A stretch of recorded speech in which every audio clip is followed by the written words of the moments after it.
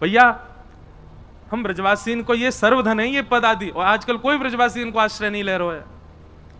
बाहर के लोग जो ब्रजवास कर रहे हैं ना, उनके देखो ये सब पदन को याद करें, पदन को पढ़ें, ठाकुर जी को सुनामें। ब्रजवासी सबरे मॉडर्न होते जा रहे हैं भैया, कच्छू ना जाने अपने ब्रज के बारे में नेक नहीं जानते हैं।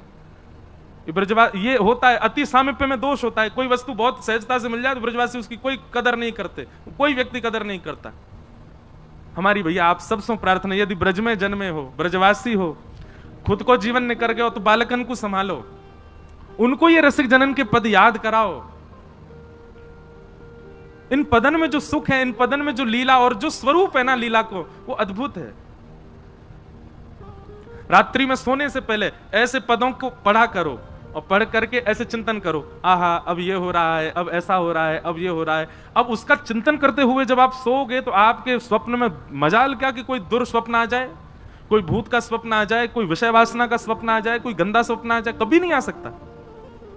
आपके स्वप्न में भी श्री प्रियालाल जी आएंगे। और एक बात बताएं आपको,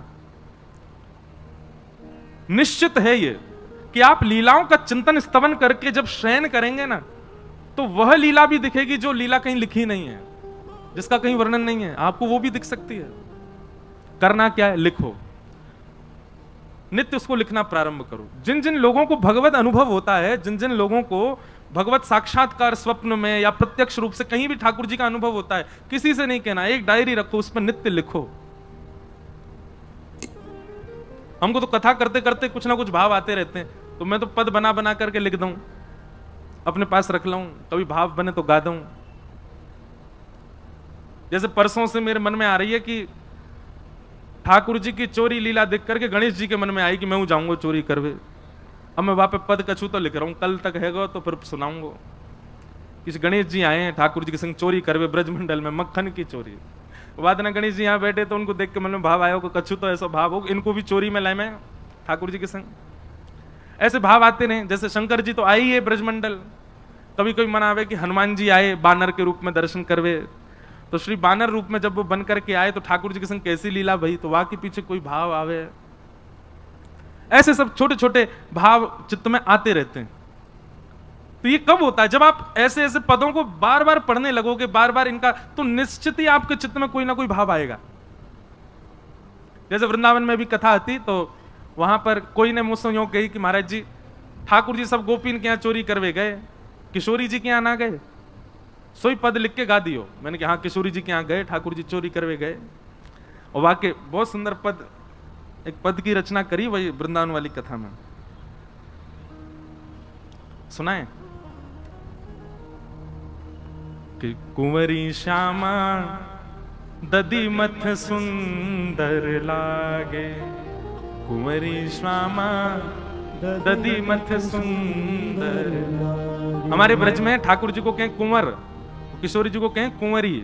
तो कुंवरी श्यामा ददी मथ सुंदर लागे, कुंवरी श्यामा ददी मथ सुंदर लागे। तनिक तनिक हाथन सो मथनी, तनिक तनिक हाथन सो मथनी।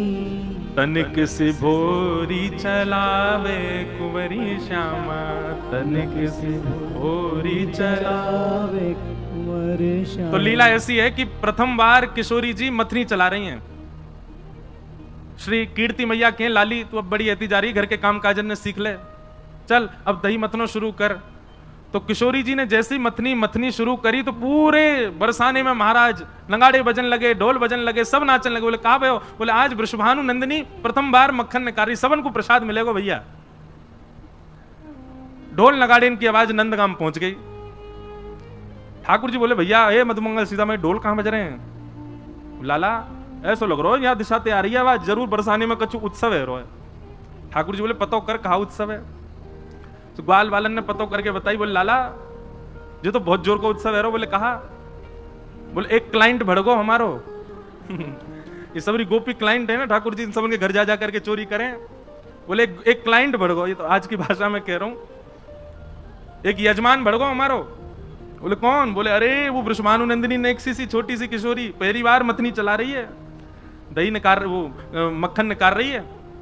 आहा, निरख रही ब्रज नारी टक, निरख रही ब्रज नारी टक, कीरत मन हर्षावे कुंवरी श्यामा, कीरत मन हर्षावे कुंवरी श्यामा। जैसे ही ठाकुर जी को पता चली कि किशोरी जी मक्खन निकाल रही हैं, सोई बेबस भय धाये नंद नंदन, बेबस भय धाये नंद नंदन। ठाकुर जी दौड़े बरसाने की ओर। जैसे ही पता चले, अरे किशोरी जी के मक्खन की सबसे पहलो मक्खन को पहलो ग्रास तो मैं ही पाऊंगा, मुंह से पहले कोई और चख नहीं ले वाकू।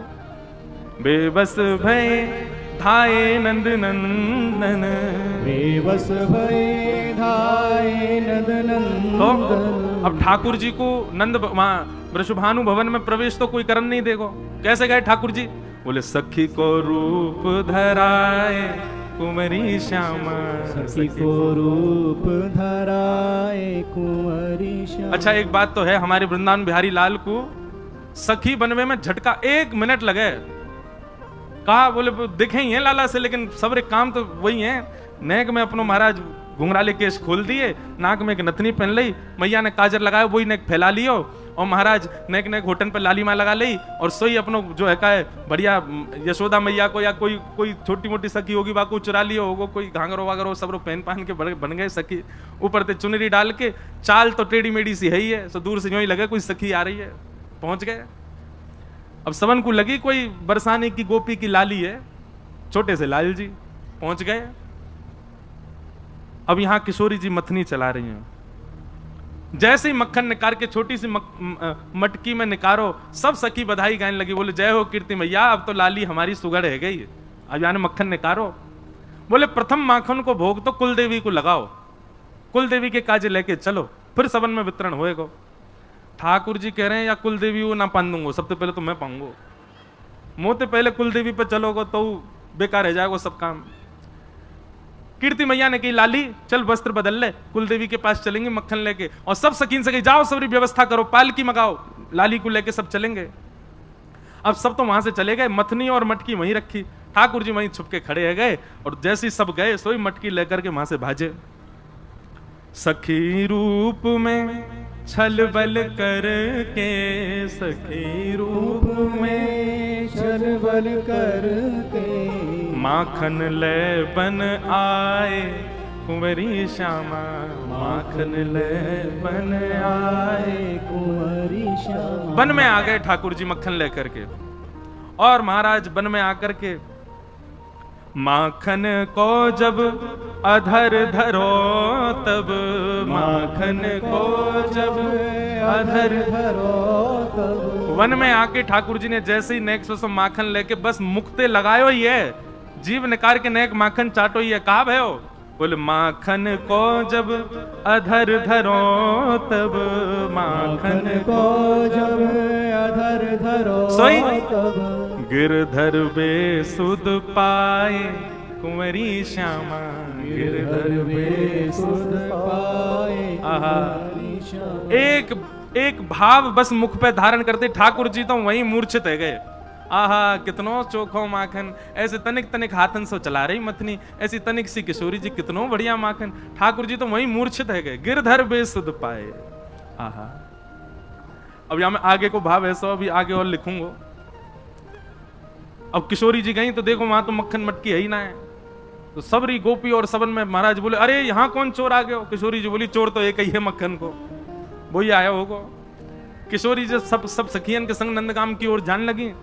सोई बीच वन में देखो कि महाराज एक कदम वृक्ष के नीचे ठाकुर जी के हाथ मक्खन में सने हुए हैं, वही मटकी धरी है, और ठाकुर जी तो कभी यहाँ करवट लें कभी वहां करवट लें, नेक नेक बीच में चाट लें। आहा कितनो स्वाद कितनो आनंद, महाराज बिल्कुल बेसुध पड़े ठाकुर जी। किशोरी जी सब सखियन के संग पहुंच गई, गुस्सा में जाके ठाड़ी है गई, अरे कन्हैया यहाँ चैन ना है पड़ो, चोरी कर लिया है। अभी सबरी सखी मांग रही है, इनको कहा दूं मैं? ठाकुर जी तो बेसुध हैं, सुध में है ही ना है, आई ना रहे होश में। सब सखी बोली हमें पहले मक्खन चाहिए, हम पहले चकवे वारे जाने, सब रो झूठो कर दियो। किशोरी जी बोली अरे ना है, अधरामृत मिलेगो, सबरी बैठो हाथ पसार के। सब सखी हाथ पसार के बैठ गई, और बेसुध कन्हैया के मुख पे ही जितनो मक्खन लगो नेक नेक लेकर के किशोरी जी ने सब में बांट दियो, सबको प्रदान कर दियो। किशोरी जी के हाथ को निकसो माखन, लाला के अधर से लगो माखन, सबको प्रसाद मिले। तो ऐसी लीला चिंतन में आवे अपने आप।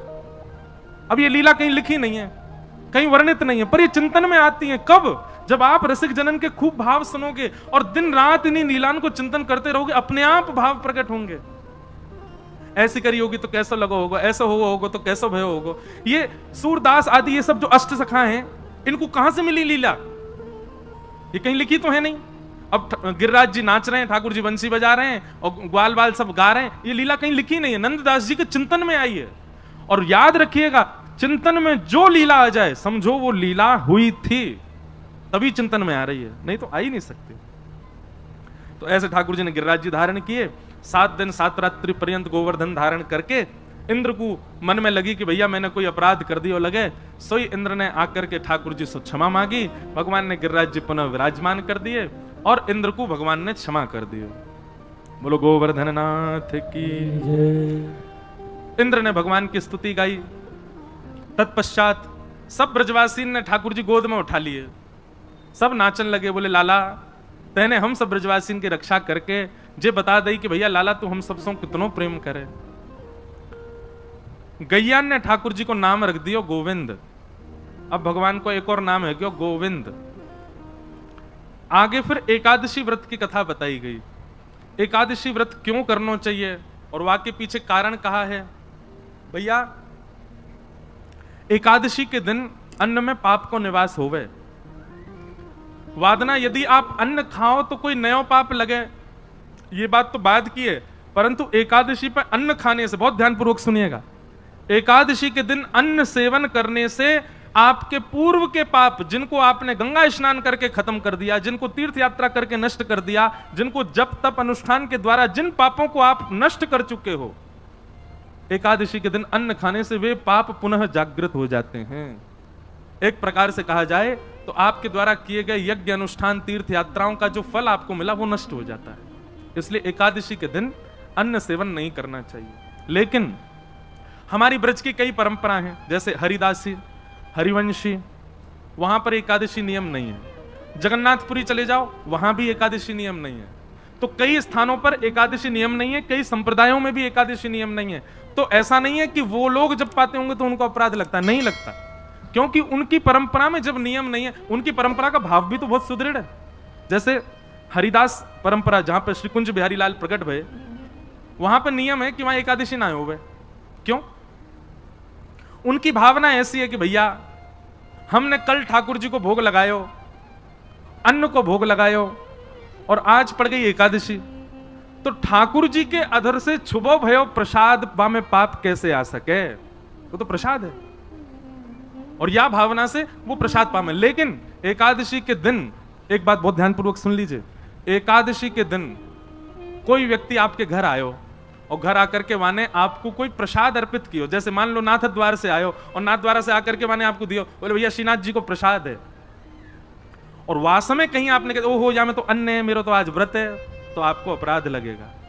इसलिए क्या करना है, घर में यदि कहीं भी तीर्थ से, मंदिर से यदि एकादशी के दिन प्रसाद आता और उसमें यदि अन्न है, तो अन्न बुद्धि रखनी नहीं है, वो प्रसाद है, उसके प्रति अन्न बुद्धि रखते ही वो प्रसाद का भाव नष्ट हो जाता है, फिर पाप लगेगा ही लगेगा उसको पाने से।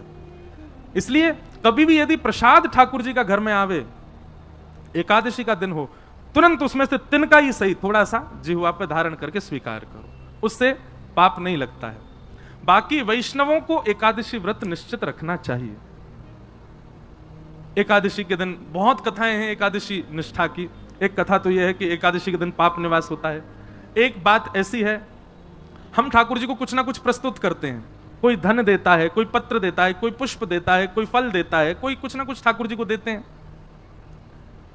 पर अन्न खाने से, अन्न सेवन करने से हमारी आयु घटती है, आयु कम होती है, और यदि हम एक दिन अन्न सेवन नहीं करते तो हमारी आयु एक दिन की बढ़ जाती है। इसलिए करवा चौथ के दिन माताएं बहनें व्रत रखती हैं और अपने पति की दीर्घायु नहीं, एक ही दिन की आयु मिले बेचारे, एक ही दिन बड़ा होता होगा मैया के व्रत रखवे से। तो हम क्या करते हैं कि वो करवा चौथ वाले दिन माताएं क्या करती हैं, पति को देख के जलपान कर लेंगी और फिर रात में भोजन कर लेती, मतलब अपने पूरे दिन भूखे रह करके जो पूरे दिन की आयु थी माताएं वो पति को दे देती हैं।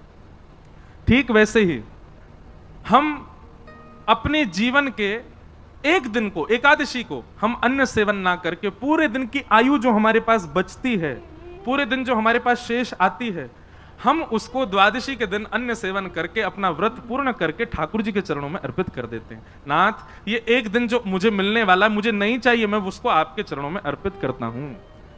एक प्रकार से हम एक दिवस, अपने जीवन का एक दिवस ठाकुर जी को अर्पित कर रहे हैं।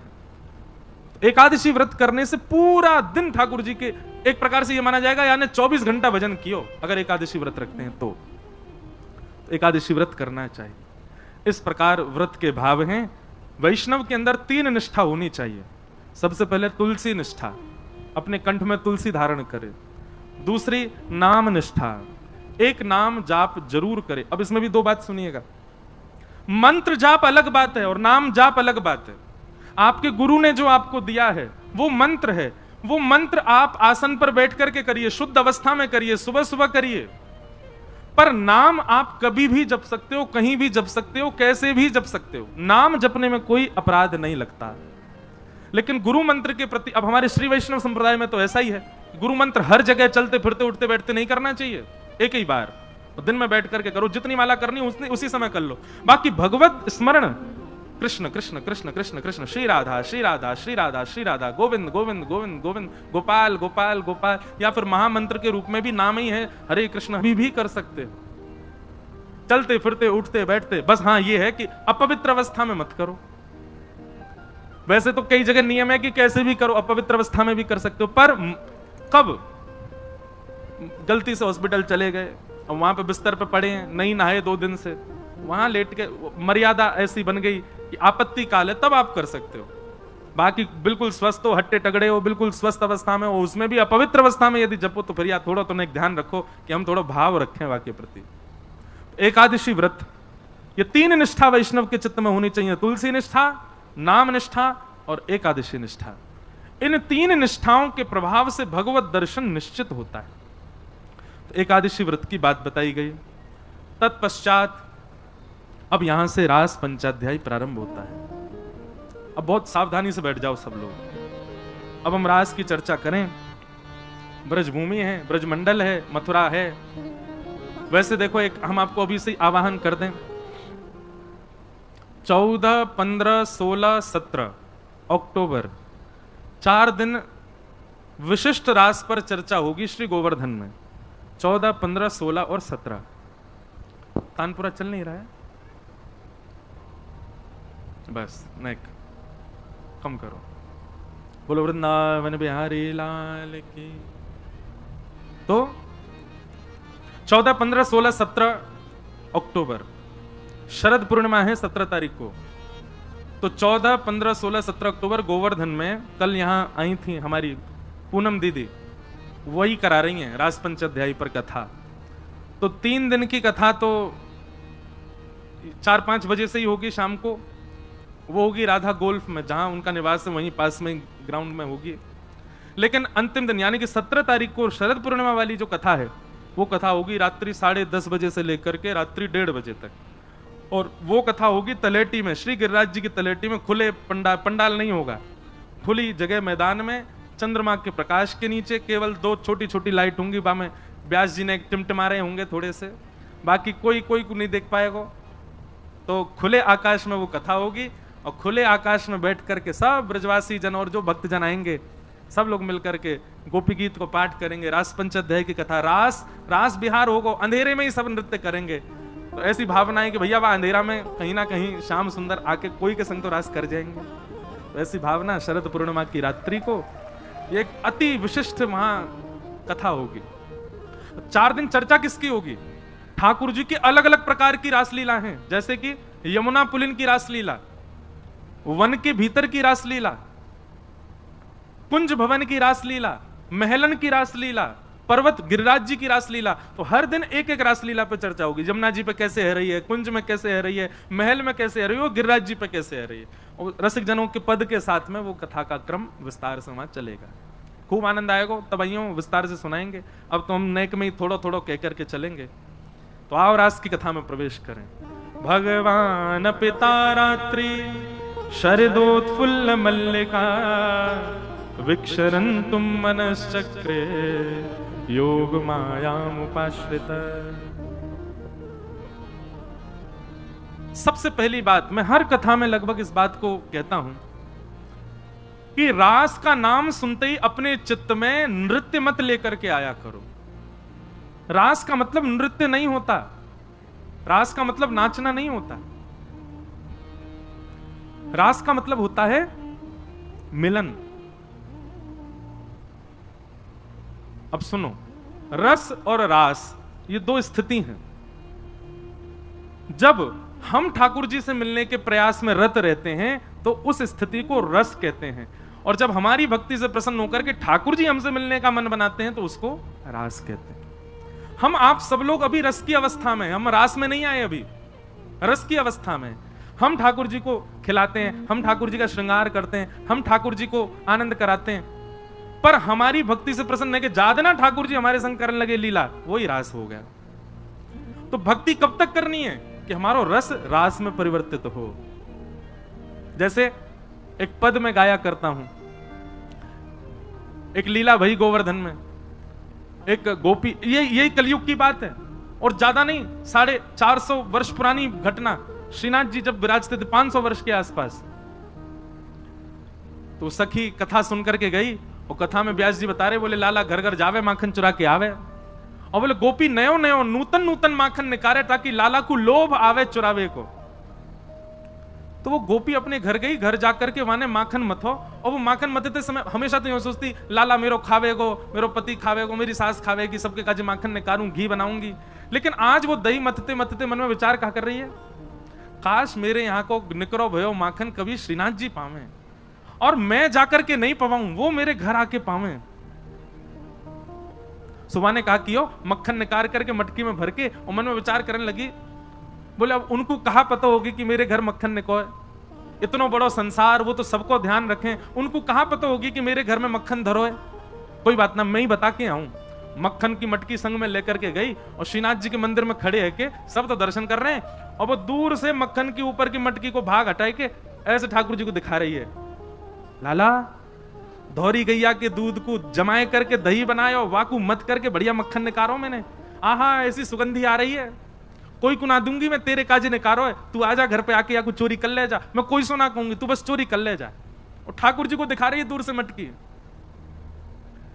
एक दिन आए गयो, ठाकुर जी नहीं आए, दूसरे दिन फिर पहुंच गई, फिर दिखावे ठाकुर जी फिर भी नहीं आए। अब तो वाको नियम बन गया, रोज मक्खन निकाले, और बोली मैं देखूं कब तक नहीं आवे को, रोज पहुंच जाए और ठाकुर जी को मक्खन दिखावे। महाराज कल गुरुजी आए ना हमारे, बता रहे एक बात, ठाकुर जी के लार टपकन लगी होठन में से वाक्य मक्खन को देख करके।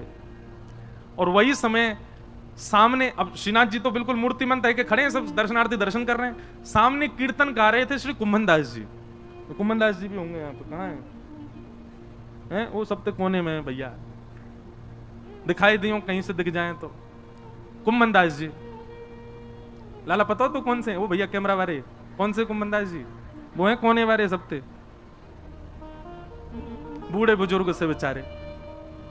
ये कुंभन दास जी कीर्तन गा रहे, और कीर्तन गाते गाते नहीं दिख रहे, ऊपर ते ले ले भैया, सबन को दिखाए दे बड़ी स्क्रीन में। अब यहां देखो सब लोग, जब देखें तब देखियो उन्हें। तो कुंभन दास जी कीर्तन गा रहे, और कीर्तन गाते गाते कहा देखो ठाकुर जी के लार टपक रही है यहां ते, और लार टपकती देख के श्री कुंभन दास जी मन में सोचने लगे, हो जय जय को कछु भोजन को मन कर रो दिखे। तो ठाकुर जी इन अष्ट सखाओं से बात करते थे। तो जैसे पर्दा आयो, कुंभन दास जी पर्दा के भीतर झांक के बोले, जय जय कहा भे हो, कैसे लार निकल रही है?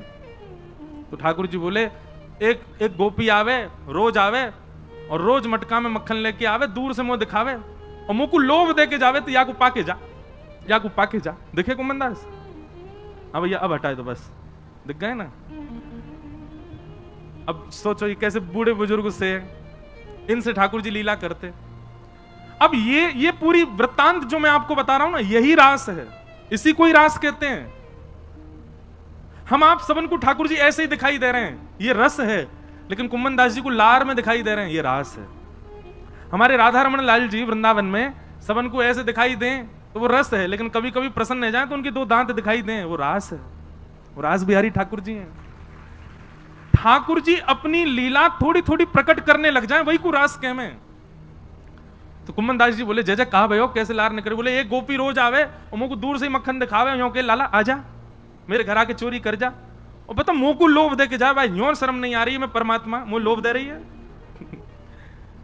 कुम्मन दास जी बोले, अरे ब्रज के लोग तो बड़े भोरे हुए हैं, जय जय कोई बात ना है, आप दूर से ही स्वीकार कर ले, दूर से ना मेरी लार यही मारे न करिए, अब तो मोर खावे कोई मन हेरो है। बोले हजारों बरस है गए भैया, कृष्ण लीला के बाद चोरी ना करी, मेरा बहुत जोर ते मन हेरो है, बाग गोपी के यहाँ चलें, चल के चोरी करिए। कुम्मन दास जी बोले, भगवान बन गए हो अब आप, दूर दूर से लोग दर्शन करवे हमें आपके श्रीनाथ जी रूप में, और वहां के यहाँ जाके चोरी करोगे, पता चल गई तो कैसी निंदा होगी। ठाकुर जी बोले, निंदा कम है हमारी, दुनिया चोर कह के बुलावे, और कहां निंदा होगी। निंदा की चिंता ना है, मुख तो भैया मक्खन खावे को मन करो। और वह गोपी को भाव इतना बढ़िया लगे, कुम्भना तू मेरी जगह खड़े है कि देखेगा तेरे मुंह में लार आ जाएगी, ऐसा बढ़िया मक्खन निकाल के और दूर से दिखावे। कुम्भन दास जी बोले, कहा करना बताओ। बोले, रात्रि में जैसी शयन है जाए मंदिर को, सोई तू पीछे खिड़की पे आ जाइयो, और मैं खिड़की से छलांग मार के बाहर आ जाऊंगा, तेरे कंधा पे बैठ के दोनों चलेंगे चोरी करके आवेंगे। कुम्भन दास जी बोले, बड़ो बूढ़ो आदमी में मुंह पे चलो फिरो जाए ना है, आपको लेके कंधा पे कहां जाऊंगा मैं। ठाकुर जी बोले, कुम्भना तू बस एक बात, एक सूत्र अपना ले। बोले, कहा शीघ्रता रखियो, बस देरी मत करियो, विलंब मत करियो, और जैसो मैं कहूं वैसो कर तो चलियो, बाकी सब मैं संभाल लूंगा, तू बस ले चल मुझे। रात्रि में मंदिर कपाट बंद है गए, शयन है गए, सब दर्शनार्थी अपने अपने घर चले गए, मंदिर के सेवायत सब चले गए। वहां समय कुम्भन दास जी मंदिर के पीछे खिड़की पर जाके खड़े भये और शयन के वस्त्र धारण किए, थोड़ी छोटी सी पाग पहन रखी है, गले में 2 माल धारण कर रखी हैं, बढ़िया गुलाब को इत्र लगा रखो, पीतांबरी पहनी। श्रीनाथ जी ने अपने मूर्तिमंत रूप को सचल बना लियो, हाथ पांव सब सीधे गए ठाकुर जी के, और खिड़की से ऐसे निकल करके बाहर आए, कुम्भन दास के कंधा पे बैठ गए, दोनों पांव लटका लिए और सिर पकड़ करके ठाकुर जी ऊपर बैठ गए। अब छवि देखो कितनी सुंदर। अब ठाकुर जी कह रहे हैं, कुम्भना हाँ यहाँ से सीधो चल, आगे पोखर आएगी बात दाएं को मुड़ जाइयो, पर वहां आगे तो बाएं को मुड़ जाइयो। कुम्भन दास जी, तुम कब हुआ है वाकई यहाँ। बोले, मैं गयो ना हूं, वो गोपी रोज आके मुझको बता के जावे कि मां मेरो घर है, आ जाइयो लाला। कुम्भन दास जी के नेत्रों में आंसू आ जाते, आहा कितने बड़भाग, ये लीला मेरे साथ घट रही है, मुझे अनुभव हो रहा है, कितना कितना सुख है मेरे लिए। और ठाकुर जी कुम्भन दास जी के संग गए और वह गोपी के घर में ऊपर से छत पे प्रवेश कर गए, सब सो रहे हैं गहरी निद्रा में, और ठाकुर जी कह रहे हैं, अचक अचक के चल, आवाज मत करियो नहीं तो आ जाएगी गोपी। ओ देख कुम्भना वो टंग रही मटकी, ले चल बा के पास। कुम्भन दास जी पाम पकड़ रखे, नेक नेक से पाम है ठाकुर जी के, पाम पकड़ करके ले गए। सोई ठाकुर जी ने अधर सिर पकड़ करके यहाँ तो दोनों पाम रख लिए, और सिर को नेक छोड़ के अपनो नेक बैलेंस संभालो, गिर नहीं जाऊं, और तुरंत वो मटकी पकड़ ली, छीका पे लटक रही ऊपर। अब तो ठाकुर जी निकार निकार करके प्रेम से पामे। कुम्भन दास जी बोले, अकेले अकेले पाओगे नेक दे दो नीचे प्रसाद।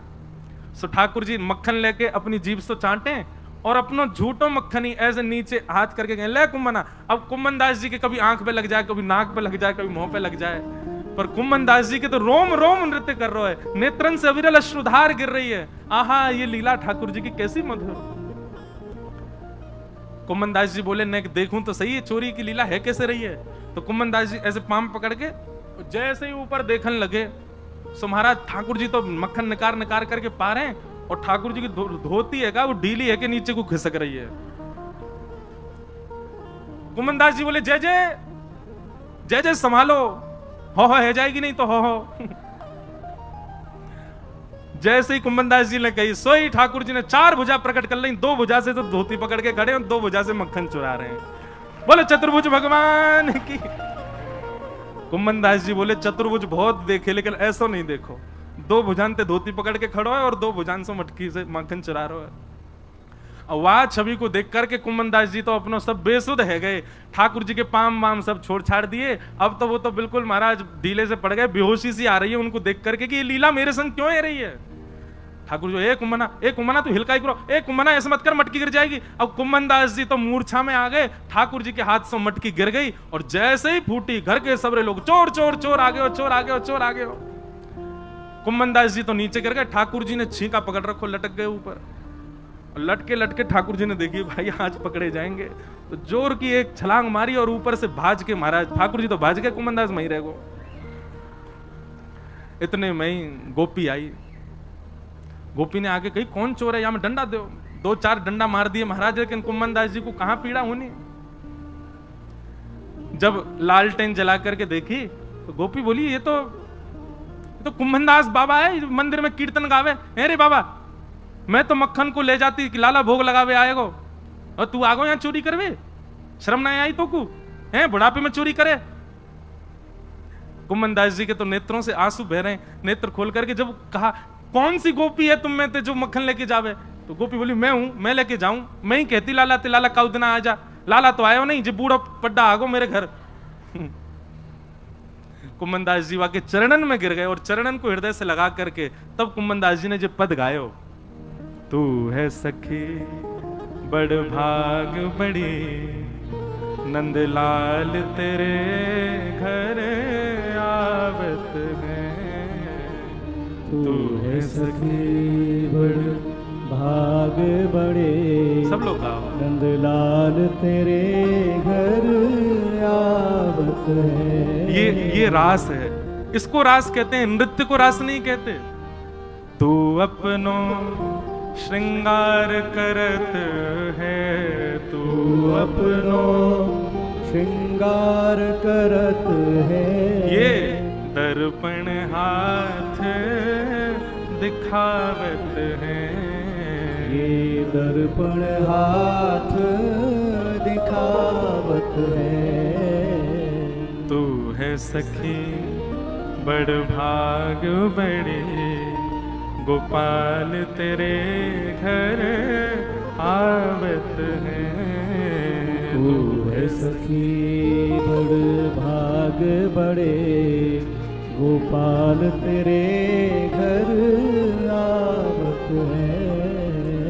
निज कर गूथ सुमन के गजरा, निज कर गूथ सुमन के गजरा। ये अपने ही हाथ पहरावत है, ये अपने ही हाथ पहरावत है। तू है सखी बड़ भाग बड़े, गोपाल तेरे घर आवत है। तू है सखी बड़ भाग बड़े, गोपाल तेरे घर। अरे सखी मैं ना आया हूं तेरे घर चोरी करवे, जाकू तू लोभ दे के आई वही आया हूं मेरे संग में। गोपी बोली सांची कहो बाबा। बोले सांची कह रहा हूं। अरे भैया मैंने दुनिया ते उनके यश सुने पर उनते तेरो यश सुनो। तू कैसे दही मत है, कैसे मक्खन को भरे, कैसे लेकर के जावे, और तू कैसे कैसे अपने घर को पूरा मार्ग बतावे, वो सब ठाकुर जी अपने मुख से मुख को सुना रहे। हर कोई उनको यश गावत, हर कोई उनको यश गावत। सब कोई उनको यश गावत, सब कोई उनको यश गावत। पर वे तेरो यश गावत हैं, वे तेरो यश गावत है री। तू है सखी बड़ भाग बड़े, नंदलाल तेरे घर आवत है। तू है सखी बड़ भाग बड़े, नंदलाल तेरे घर आवत है। कुंभन दास लाल गिरधर के, कुंभन दास लाल गिरधर के। कुंभन दास लाल गिरधर के, कुंभन दास लाल गिरधर के। ये तो तेरे ही हाथ बिकावत हैं, ये तो तेरे ही हाथ अरे बड़े बड़े ज्ञानी, बड़े बड़े तपी, बड़े बड़े योगी, सन्यासी आके चले गए। जे कोई सो ऐसे ना मिलवे जामे, ये कोई सो ऐसे ना मिले, ये कोई की बात ना सुने, ये कोई की तपस्या स्वीकार ना करें। अरे हजार हजार वर्ष की तपस्या है वे, पर भी एक क्षण के दर्शन हो में। लेकिन तू भोरी भारी सखी, तू पढ़ी लिखी ना है, तू कछु आवे ना है, लेकिन तेरे भोरेपन पर रीच के जगत नियंता जगदाधार तेरे घर माखन खावे आयो। कुंभन दास लाल गिरधर के, कुंभन दास लाल गिरधर के, ये तो तेरे ही हाथ बिकावत है, ये तो तेरे ही हाथ बिकावत है रे। तू है सखी बड़ भाग बड़े, गोपाल तेरे घर आवत है। तू है सखी बड़ भाग बड़े, गोपाल तेरे घर आवत है। बोल श्री राधा रमण लाल की। तो ये है रास। आपकी भावना से प्रसन्न है करके, आपके भक्ति से प्रसन्न है करके ठाकुर जी आपको वो अधिकार प्रदान कर दें कि उनकी अंतरंग लीला को आपको दर्शन है जाए, तब समझो ये रास है। तो रस से प्रारंभ है हमारी भक्ति। अभी हम रस में स्थित हैं। अभी हम जैसो खवा में ठाकुर जी खा लें, जैसो पहना में पहन लें, जहां ले जाएं वहां चले जाएं, पर यही परिवर्तित है जाए कि ठाकुर जी स्वयं आकर कहेंगे मुझको तुझे बना के खवा, मैं तो वो खाऊंगा, मैं तो जे पहनूंगा, मैं तो वहां जाऊंगा, मैं तो यूं करूंगा। इसी को रास कहते हैं। भक्ति की चरमोत्कृष्ट स्थिति को रास कहा जाता है, नृत्य रास नहीं है। तो फिर आप कहोगे फिर नृत्य क्यों होता है सब जगह? यहां पर भी भगवान नाच रहे हैं। भाई जब आप आनंद की सीमा पार कर लोगे ना, तो फिर पैर थिरकने ही लगेंगे, हाथ नृत्य करेंगे। कीर्तन प्रारंभ हो और तब आप सोचो अरे सब नाच रहे मैं नाच रहा हूं, वो नृत्य नहीं। कीर्तन प्रारंभ हुआ और आप चाह रहे हो कि मैं ना उठूं, फिर भी नहीं रोक पाओ और नाचने लग जाओ। वही प्रेम की और आनंद की चरमोत्कृष्ट स्थिति होती है। घर पे ठाकुर जी आ जाएं, घर पे स्वयं चल करके श्याम सुंदर आ जाएं, तो आनंद में भर के नृत्य ना करोगे? तो ऐसे ही ब्रज गोपियों को ठाकुर जी ने वह सुख प्रदान कर दिया, वह अंतरंग भाव प्रदान कर दिया कि गोपियां आनंद में भर करके झूमने लगी। इसलिए वो रास नृत्य के भाव से दिखने लगा, लेकिन वास्तविक रूप से नृत्य नहीं है रास। तो रास की भूमिका प्रारंभ ऐसे हुए। भगवान पिता रात्रि शरदोत्फुल्ल मल्लिका, विक्षरन्तुम मनश्चक्रे योग मायामुपाश्रिता। भगवान ने गोपियों को पहले ही आश्वासन दे दिया था कि शरद पूर्णिमा की रात्रि पर हम आपके साथ रास विहार करेंगे। क्यों? क्योंकि ये गोपियां कात्यायनी पूजन के लिए जाती थीं, यमुना स्नान के लिए जाती थीं, और यमुना स्नान कात्यायनी पूजन में फल रूप में भगवान को प्रियतम रूप में मांगती थीं। गोपियों की अवस्था कितनी है? बोले छोटी 6 वर्ष से लेकर के और यशोदा मैया की उम्र तक की सभी गोपी हैं। कोई एज लिमिट नहीं है, बाउंडेशन नहीं है। छोटी से छोटी गोपी और बड़ी से बड़ी गोपी हैं, और सब ठाकुर जी को एक ही रूप में देखती हैं, क्या? प्रियतम हैं। अरे बड़ी बूढ़ी गोपी जाकू 2 गोपी कंधा दे के लेके आ रही हैं, वो भी ठाकुर जी को प्रियतम रूप में देख रही है। ऐसा ठाकुर जी को स्वरूप है। तो जब चीर हरण किया भगवान ने, तब भगवान बोले हम सब आपके मन की भावना जाने। तो एक बात आपके मन में कभी आती नहीं, इतनी छोटी गोपी, इतनी बड़ी गोपी, और नेक्स्ट से 6-7 वर्ष के ठाकुर जी को प्रियतम माने? 6-7 वर्ष को बालक अगर यहां बैठो तो वाकू देखो एक बार, इतने बड़े हैं ठाकुर जी, और उनको कोई प्रियतम कैसे मान सके? 6-7 वर्ष के बालक को तो गोदी में लेके डोलवे को मन करे, वाकू प्रियतम मानवे को मन थोड़ी है सके। लेकिन ठाकुर जी के प्रति प्रियतम बुद्धि प्रकट हो रही है। इसका मतलब क्या है? इसका मतलब यह कि ये गोपियां जानती हैं, न खलु गोपिका नंदनो भवान, अखिल देहना अंतरात्म दृक्। गोपियां जानती हैं कि ये सामान्य बालक नहीं है, ये जगत नियंता जगदाधार त्रिलोकीनाथ श्री कृष्ण हैं, ये साक्षात परमेश्वर हैं, और परब्रह्म रूप जानती हैं, इसीलिए उनके प्रति प्रियतम बुद्धि रख रही हैं। वो जानती हैं कि हम जन्म जन्मांतर से इनकी उपासिका हैं। हम कभी संत बनकर के, कभी तपस्वी बनकर के इनको प्राप्त करने के लिए अपने घर बार छोड़ छोड़ करके हिमालय पर जाकर के बैठे हैं, और उसी का परिणाम कि इस बार हम गोपी बनकर के आई, और ये वही परमात्मा कृष्ण बनकर के आए हैं। वे सब जानती हैं, वो अवोध नहीं है। तभी ठाकुर जी के प्रति उनका वह प्रेम अटूट हो रहा है।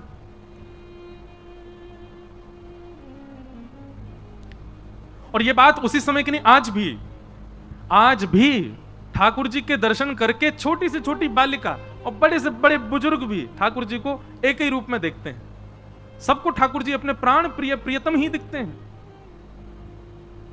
ठाकुर जी का स्वरूप ही ऐसा है। आज परम सौभाग्य श्री राधा रमण मंदिर के हमारे श्री राधा रमण जी के चरण सेवी पूज्य श्री अनुराग गोस्वामी जी आए हैं और रास की चर्चा हो रही है, हमारे प्राण धन राधा रमण की चर्चा हो रही है और आप पधारे हैं। और आपके साथ में महादेव के परम उपासक श्री भीमा शंकर ज्योतिर्लिंग के पुजारी श्री जलिंदर जी महाराज पधारे हैं। आपको बारंबार प्रणाम। बताओ, हरि और हर एक संग बैठे हैं। रास में भी हरि और हर दोनों ही आए, तो आज निश्चित ही रास में गोपेश्वर भगवान आएंगे, महादेव आएंगे, तो उनके प्रतिनिधि के रूप में हमारे भीमा शंकर के पूज्य पुजारी जी पधारे हैं। और हमारे राधा रमण के चरण सेवक संबंध में तो हमारे जीजा जी लगे हैं और वैसे हमारे प्राणनाथ की सेवा करें, तो आप दोनों को आगमन भयो है। व्यास मंच से बारंबार आपको प्रणाम। तो ठाकुर जी ने सब गोपियों को पहले कहा, शरद पूर्णिमा पर हम आपके साथ रास विहार करेंगे। और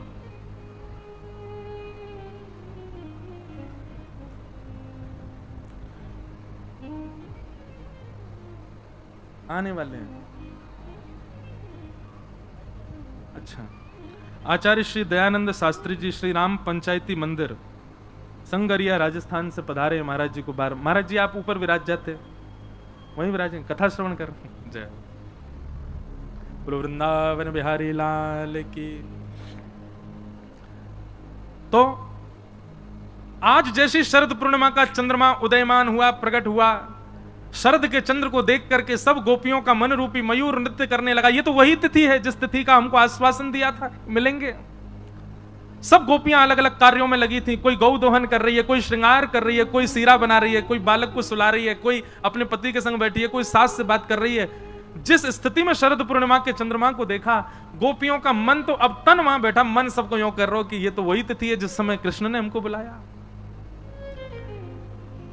लेकिन फिर भी गोपियां प्रतीक्षा कर, अब ठाकुर जी ने बुलाया तो भागना चाहिए सीधे, पूर्णिमा आ गई, शरद पूर्णिमा चलो, पर नहीं, गोपियां हमारी आपकी तरह हैं। भैया कथा है रही है, सबको आनो 4 से 10 सितंबर तक। अब 4 से 10 सितंबर की तिथि आ गई, फिर भी नहीं जा रहे। क्यों? कार्ड आयो, फोन तो आयो ना है अभी तक। एक बार कोई क्लब को मेंबर फोन करके कहे कि भैया आओ तो हम जाएंगे। ऐसी गोपियां मन में सोच रही हैं कि तिथि तो वही है, शरद पूर्णिमा, लेकिन एक बार और बस संकेत कर दें ठाकुर जी कि हाँ वो हमसे मिलना चाहते हैं तो हम जाएं। ठाकुर जी कदम्ब के वृक्ष के नीचे बैठे हैं, रास विहार के लिए पहुंच गए यमुना के तट पर। तभी ठाकुर जी ने देखी एक गोपी नहीं आई अभी तक। भगवान समझ गए कि सब संकेत जानना चाह रही हैं। तभी ठाकुर जी ने वेणु को अपने अधर पर धारण करके कोमल उंगलियों से जैसी बजाई, कृष्ण प्रेम में उन्मुक्त गोपियों को स्वर जाकर के सुनाई देने लगा। गोपियां जैसे ही स्वर सुनती हैं, अच्छा भागवत जी में ऐसा वर्णन है कि ब्रज के सब लोगों को वंशी सुनाई दे रही है, पर जिनके चित्त में कृष्ण प्रेम नहीं है उनको स्वर सुनाई देता है कि धुन बज रही है, लेकिन जिनके चित्त में कृष्ण प्रेम है उनको शब्द सुनाई देता है, चल रही गोपी क्या कर रही है, मैं तेरी प्रतीक्षा कर रहा हूं, जल्दी आ। मानो कानों में जाकर के ध्वनि बोल रही है, और वह गोपी उसी समय जिस कार्य में वहीं से तुरंत भागती है ठाकुर जी से मिलने। यह भी विचार नहीं कर रही कि मैं जो कार्य में हूं उसको व्यवस्थित तो कर दूं, नहीं, तुरंत दौड़ी है ठाकुर जी से मिलने के लिए। अब यहां पर बहुत विस्तृत वर्णन है उसका। कोई गोपी दूध छोड़ के भागी, कोई गोपी एक आंख में काजल लगा के भागी, कोई गोपी एक चोटी बनाई दूसरी खुले ही बाल है वही में भाग गई, कोई गोपी को आधो श्रृंगार भयो, कोई गोपी ने आंख वाली चीज होठन में लगा ली, होठ वाली आंखन में लगा ली, उल्टो सीधो श्रृंगार कर लियो। कोई को भी अपनी सुध नहीं है, बेसुध होकर के गोपियां भाग रही हैं। अस्त व्यस्त वस्त्र हैं, अस्त व्यस्त स्वरूप है, अस्त व्यस्त केश हैं। अगर उन गोपियों का उस समय दर्शन किया जाए तो उनकी रूह कैसी बन के आई है। कई लोग जानबूझ के अस्त व्यस्त बन के घूमते हैं, जानबूझ के नहीं, ठाकुर जी की स्मृति में बेसुध होकर अस्त व्यस्त हो जाओ, वो बात अलग है। जैसे चश्मा सिर पे लगाओ, पूरे घर में ढूंढ रहे हैं कहाँ है चश्मा, ना मिल लो मेरे चश्मा, ना मिल लो मेरे चश्मा, कहाँ चलो गो, अरे तेने देखो का ऊपर, अरे मैं तो भूल ही गए। ऐसी स्थिति में कभी बेसुध होकर के यदि श्रृंगार वस्त्र अस्त व्यस्त ठाकुर जी के लिए जाएं तो समझो कि प्रेम की एक स्थिति में आप आ गए हो। वो वृंदावन को तो हाल कछु और ही है गो है, वृंदावन में तो और बंठन के डोले सबरे, गोपी बने बने डोले हैं। भैया एक बात हमारी बहुत ध्यान से सुनियो, ब्रजवासीन को भी और वृंदावन आवे वाले इनको भी बहुत बहुत सरल बन के रहना चाहिए, ज्यादा श्रृंगार बन करके नहीं। श्रृंगार को अधिकार तो केवल प्रिया प्रियतम को ही है, श्रृंगार को अधिकार बिहारी जी को है, राधा रमण जी को, राधा वल्लभ जी को। अब बिहारी जी ने उतना श्रृंगार ना क्यों जितना श्रृंगार करके दर्शनार्थी डोल रहे हैं। अरे भैया मेरो भाव तो ऐसो के कि वृंदावन में तो ऐसे बन के घूमो, सरल सहज, बिल्कुल कोई ज्यादा रूप और वस्त्रन में कोई ज्यादा चमक धमक हो ही नहीं। आपकी सरलता देख करके काउदना ठाकुर जी के मन में आ जाए, चल आ यहाँ पे तेरा श्रृंगार तो मैं करूंगा। अपनो श्रृंगार अपने हाथ से काई को करना है, ठाकुर जी को अधिकार दो ना अपने श्रृंगार को। काउदना ठाकुर जी को दया आ जाए, अरे बेचारो ऐसे ही डोले, चल यहाँ को श्रृंगार मैं कर दूं। कौन को क्यों पता हो वृंदावन मथुरा में? कुब्जा, कुब्जा को श्रृंगार किया ठाकुर जी ने। तो भैया श्रृंगार काउदना ठाकुर जी कर जाए। मीराबाई को श्रृंगार किया ठाकुर जी ने, मीरा चरित्र सुनो। सब गोपियां पहुंच गई अस्त व्यस्त, भगवान ने जैसी वंशी अधर से हटाई। अब बीच में यहां पे परीक्षित जी के मन में प्रश्न आ गया।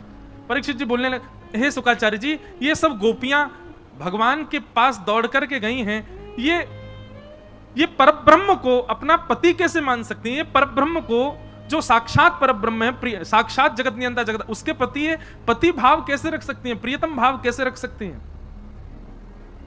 और ठाकुर जी भी इनसे मिलने के लिए आ गए। तो यहां कहते हैं थोड़ी सी बीच में एक बार ऐसा आता है कि सुखदेव जी थोड़े नाराज हो गए परीक्षित पर, और परीक्षित से बोले, ए परीक्षित,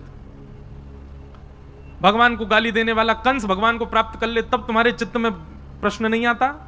भगवान को कालकूट विष पिलाने वाली पूतना भगवान से हाथों मर के मुक्ति प्राप्त कर ले तब तुम्हारे चित्त में प्रश्न नहीं आता? भगवान से बैर करने वाले शिशुपाल, दंतवक्र, रावण आदि राक्षस, ये सब मुक्ति को प्राप्त हो जाएं, भगवत प्राप्ति कर लें तो तुम्हारे चित्त में प्रश्न नहीं आता। और वहीं गोपियां प्रेम करती हैं ठाकुर जी से, तुम प्रश्न कर रहे हो। और यहां पर डंके की चोट पर श्री शुक्राचार्य जी कहते हैं, केवल गोपियां ठाकुर जी से प्रेम नहीं करते हैं, ये ठाकुर जी भी इन गोपियों को अपना प्रियसी मानते हैं, प्रेम करते हैं। यहां पर स्पष्ट शब्द है कि मुतादोक्षज प्रिया, ये अदोक्षज भी इनसे प्रेम करते हैं, श्री कृष्ण को भी ये प्रिय हैं। इसलिए इस भाव में तुम्हारे चित्त में प्रश्न नहीं आना चाहिए कि ये प्रेम करके कैसे पा सकते हैं। भगवत प्राप्ति में कोई भी भाव, कोई भी व्यवहार, कोई भी सर्वोपरि है प्रेम भाव। शुक्राचार्य जी की बात सुनकर परीक्षित जी शांत हो गए। शुक्राचार्य जी ने आगे सुनाना प्रारंभ किया कि भगवान ने वेणु रव जैसे शांत किया, सब गोपियां सामने खड़ी थीं। भगवान ने उन समस्त गोपियों को पूछा, आप सब क्यों आई हो? सब गोपियां अलग अलग उदाहरण देने लगी। भगवान ने 10 श्लोकों में यह कहा, वापस चली जाओ, अपने पति, परिवार और पतिव्रता नारी का धर्म क्या होता है सब समझाने लगे। लेकिन कोई भी गोपी वापस नहीं गई। गोपियों ने बल्कि 11 श्लोकों में भगवान को उत्तर दिया कि हम वापस क्यों नहीं जाएंगे। इसी को प्रणय गीत कहते हैं, बहुत सुंदर है।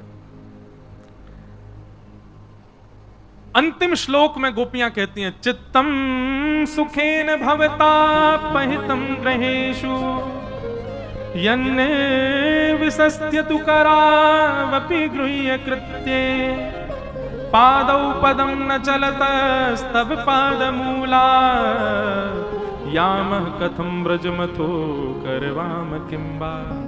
बहुत ध्यान से सुनो, गोपियां कह रही हैं, नाथ हम वापस चली जाएंगी, लेकिन हमारी एक वस्तु आपके पास है, वो हमको वापस करो।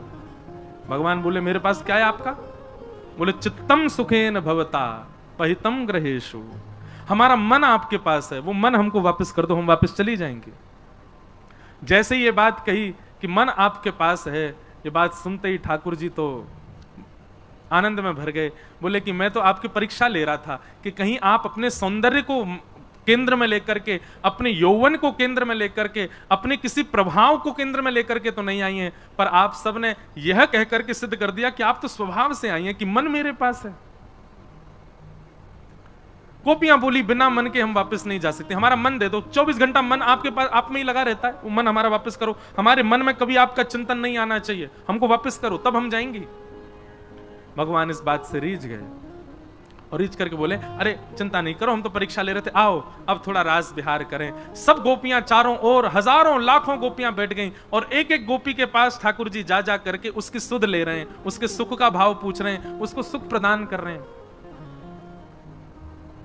अब सब गोपियों को ठाकुर जी जब मिलने लगे, सावधानी से सुनो, तो गोपियों के चित्त में वही भाव आ गया जो नहीं आना चाहिए था, मान।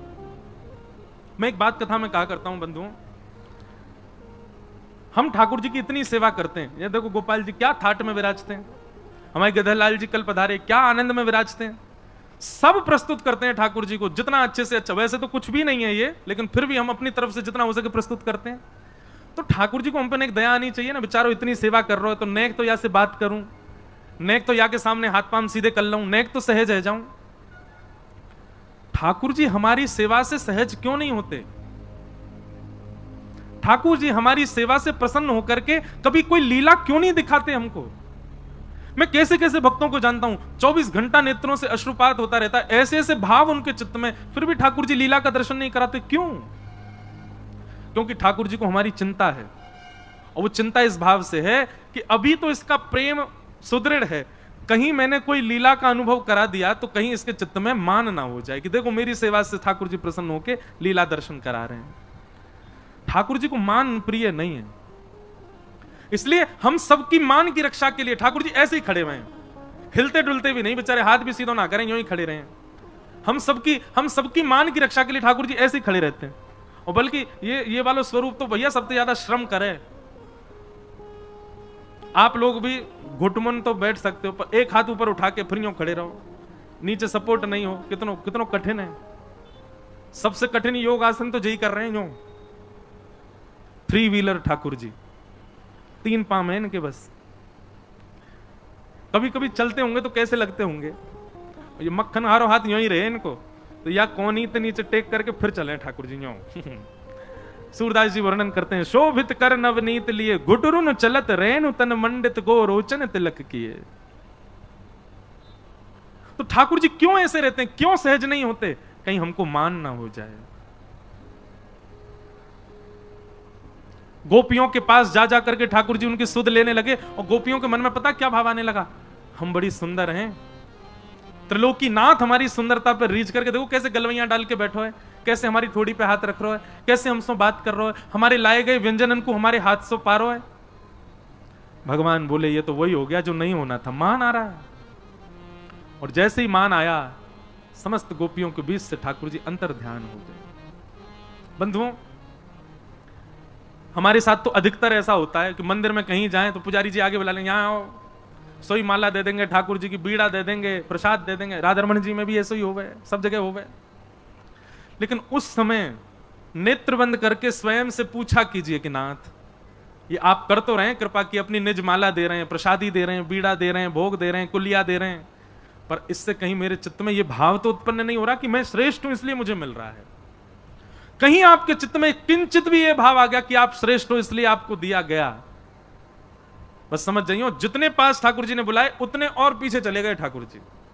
अपने आप को कहां समझ रहा हो भैया, तू कछू ना है, बस मैंने एक टेस्ट लेवे के कहा तो को बुलवायो कि तो को मान होगो कि नहीं होगो। कभी आप आगे बैठ करके ठाकुर जी को सन्मुख दर्शन करो और वास्तव में पीछे दर्शन करवे वाले इनके प्रति ये भावना आ जाए, बेचारे भीड़ में लगे, हम तो आगे बैठ के दर्शन कर रहे हैं, यूं समझ जाइए ठाकुर जी ने उतनी दूर फेंक दिए। आप कभी भी अपनी निजता पर मान मत कीजिएगा कि हम ठाकुर जी के इतने समीप हैं। बहुत अनुग्रह करते हैं ठाकुर जी, तब थोड़ा सामीप्य प्रदान करते हैं, उस पर कभी मान मत कीजिएगा। आपकी योग्यता नहीं थी उसकी, बस लाल जी ने आपकी परीक्षा के लिए निजता देख करके देखा कि अपनों बनाने योग्य है कि नहीं। हमारे साथ तो लगभग मंदिरों में होता है, कई बार मन में ये भावना आती है कि हे ठाकुर जी, कभी मन में ये बात नहीं आ जाए कि हम कुछ हैं इसलिए आप कहीं भी मंदिर में जाएं तो आप समीप बुला लेते हैं। नहीं तो गोपियों की भांति ठाकुर जी अंतर ध्यान हो जाएंगे। समस्त गोपियों के बीच से ठाकुर जी अंतर ध्यान हो गए। अर्धरात्रि का समय, घर छोड़ छोड़ करके गोप चल रहे हैं। भ्रमण करते करते जड़ से, पत्थर से, तुलसी से, वृक्षों से पूछ रही हैं, हमारे श्याम सुंदर कहाँ हैं? रुदन करते करते यमुना जी के तट पर जैसे ही पहुंची, तभी वहां तप्त कांचन गौरांगी श्री राधे वृंदावनेश्वरी किशोरी जी का दर्शन हुआ। चरणों में गिर करके रुदन करने लगी, प्रार्थना करने लगी, हे किशोरी जी, हमसे क्या भूल हो गई? ठाकुर जी हमें छोड़ के क्यों चले गए? हम सोचते थे कान्हा कहीं कुंजन में होगा, हम सोचते थे कान्हा कहीं कुंजन में होगा, हम सोचते थे कान्हा कहीं कुंजन में होगा, हम सोचते थे कान्हा कहीं कुंजन में होगा। अभी तो मिलन का हमने सुख नहीं होगा, अभी तो मिलन का हमने सुख नहीं होगा, अभी तो मिलन का हमने सुख नहीं होगा, अभी तो मिलन का हमने सुख नहीं होगा। सुन के प्रेम की परिभाषा, प्रेम की परिभाषा मन में जगी थी जो आशा, मन में जगी थी जो आशा, आशा हुई रे निराशा, झूठी दे गया दिलाशा, हमें श्याम ना मिला, हमें श्याम ना मिला, हमें श्याम ना मिला, हमें श्याम ना मिला। हे सुन राधिका दुलारी, सुन राधिका दुलारी, तेरे द्वार का भिखारी, तेरे द्वार का भिखारी, मैं श्याम का पुजारी, एक पीड़ा है हमारी, हमें श्याम ना मिला, हमें श्याम ना मिला, हमें श्याम ना मिला, हमें श्याम ना मिला। बोले वृषभानु दुलारी की।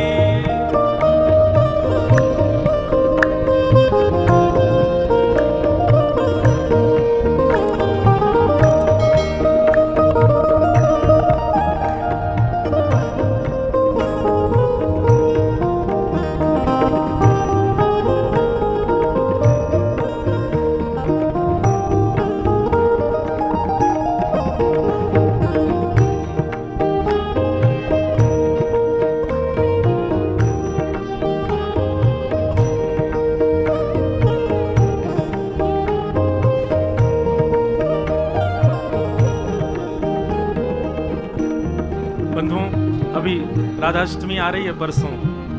किशोरी जी से प्रार्थना करो, ब्रज में जन्म भयो हमारो, ब्रजवास कर रहे हैं हम, खूब लाल जी की सेवा करें, खूब जैसो हमसे बल पड़ पावे वैसो इनकी सेवा करें, भोग पवामे सब करें। पर ये लाला पतो ना कितनो समय और लगावे को हम पे कृपा करवे में, अनुग्रह करवे में। हे श्यामाजू, आपसे हमारी विनती है कि आप कृपा करो और या लाला को अपने संग लेकर के हमारे सन्मुख आओ, हमको एक क्षण के लिए दर्शन कराओ, और कोई अभिलाषा नहीं है हमारी। हे श्यामाजू, आप ही ये अनुग्रह कर सके। ओ देता है कन्हाई जिसे प्रेम की दिशा, ओ देता है कन्हाई जिसे प्रेम की दिशा, देता है कन्हाई जिसे प्रेम की दिशा, देता है कन्हाई जिसे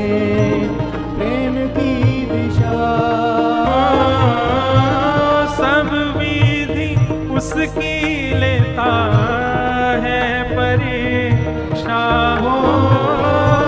सब विधि उसकी लेता है सब लोग परीक्षा।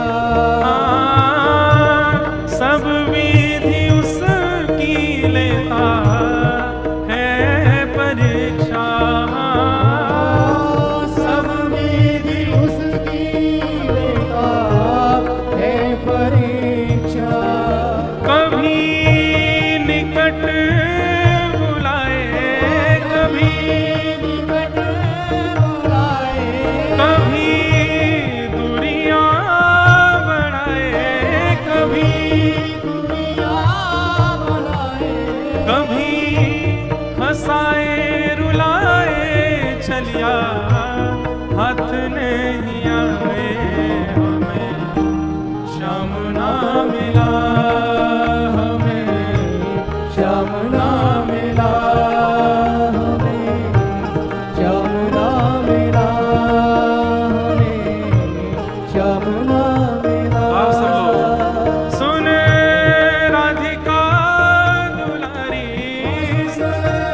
राधिका दुलारी, तेरे द्वार का भिखारी, ओ तेरे द्वार का भिखारी, मैं श्याम का पुजारी, एक पीड़ा है हमारी, हमें श्याम ना मिला, हमें श्याम ना मिला, हमें श्याम ना मिला, हमें श्याम ना मिला, हमें श्याम ना मिला, हमें श्याम ना मिला, हमें श्याम ना मिला, हमें श्याम ना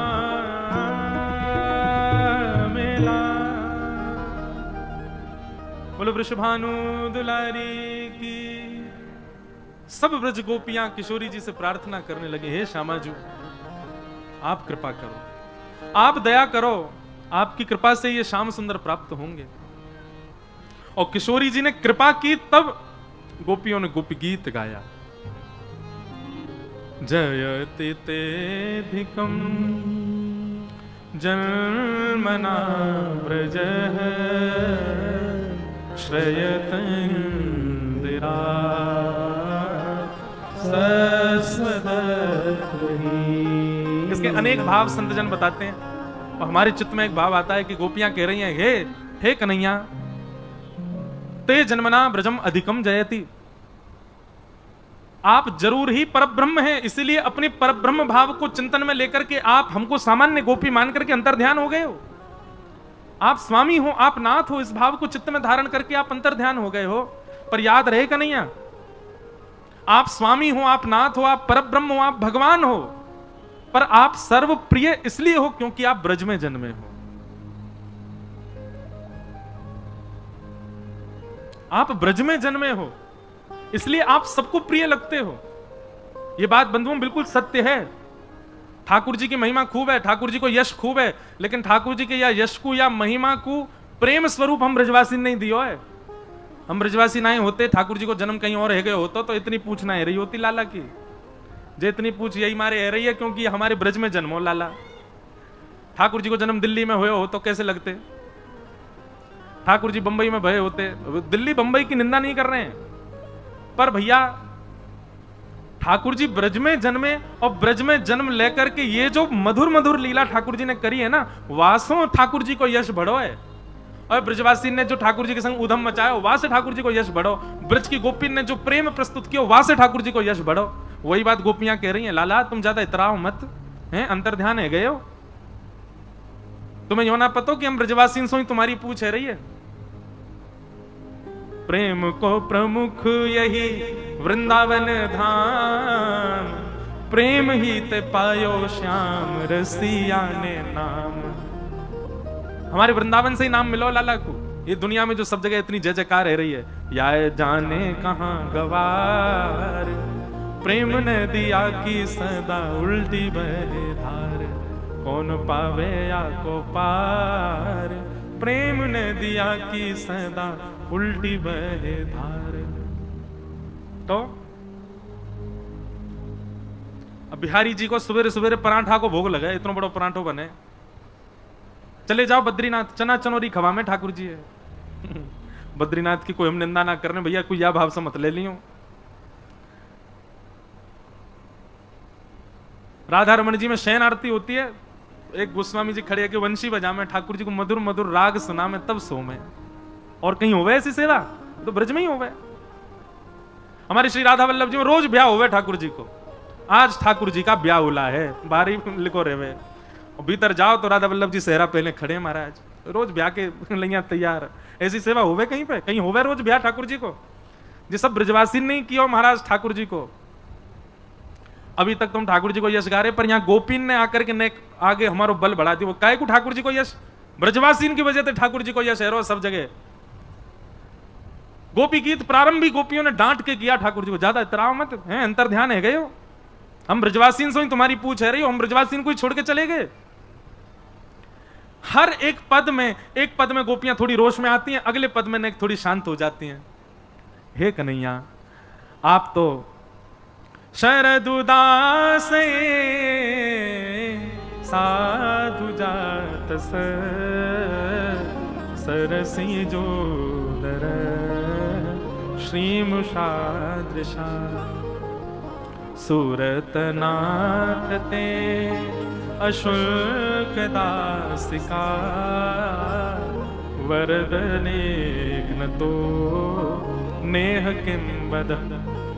दूसरे श्लोक में हम तो आपकी अशुल्क दासी हैं, हम ते लाला जो सेवा कराओ करवा लियो, एक रुपया मत दियो, हम तो आपकी बिना मोल की दासी हैं लाला, हमें या तरीका से अकेले छोड़ के मत जाओ कन्हैया।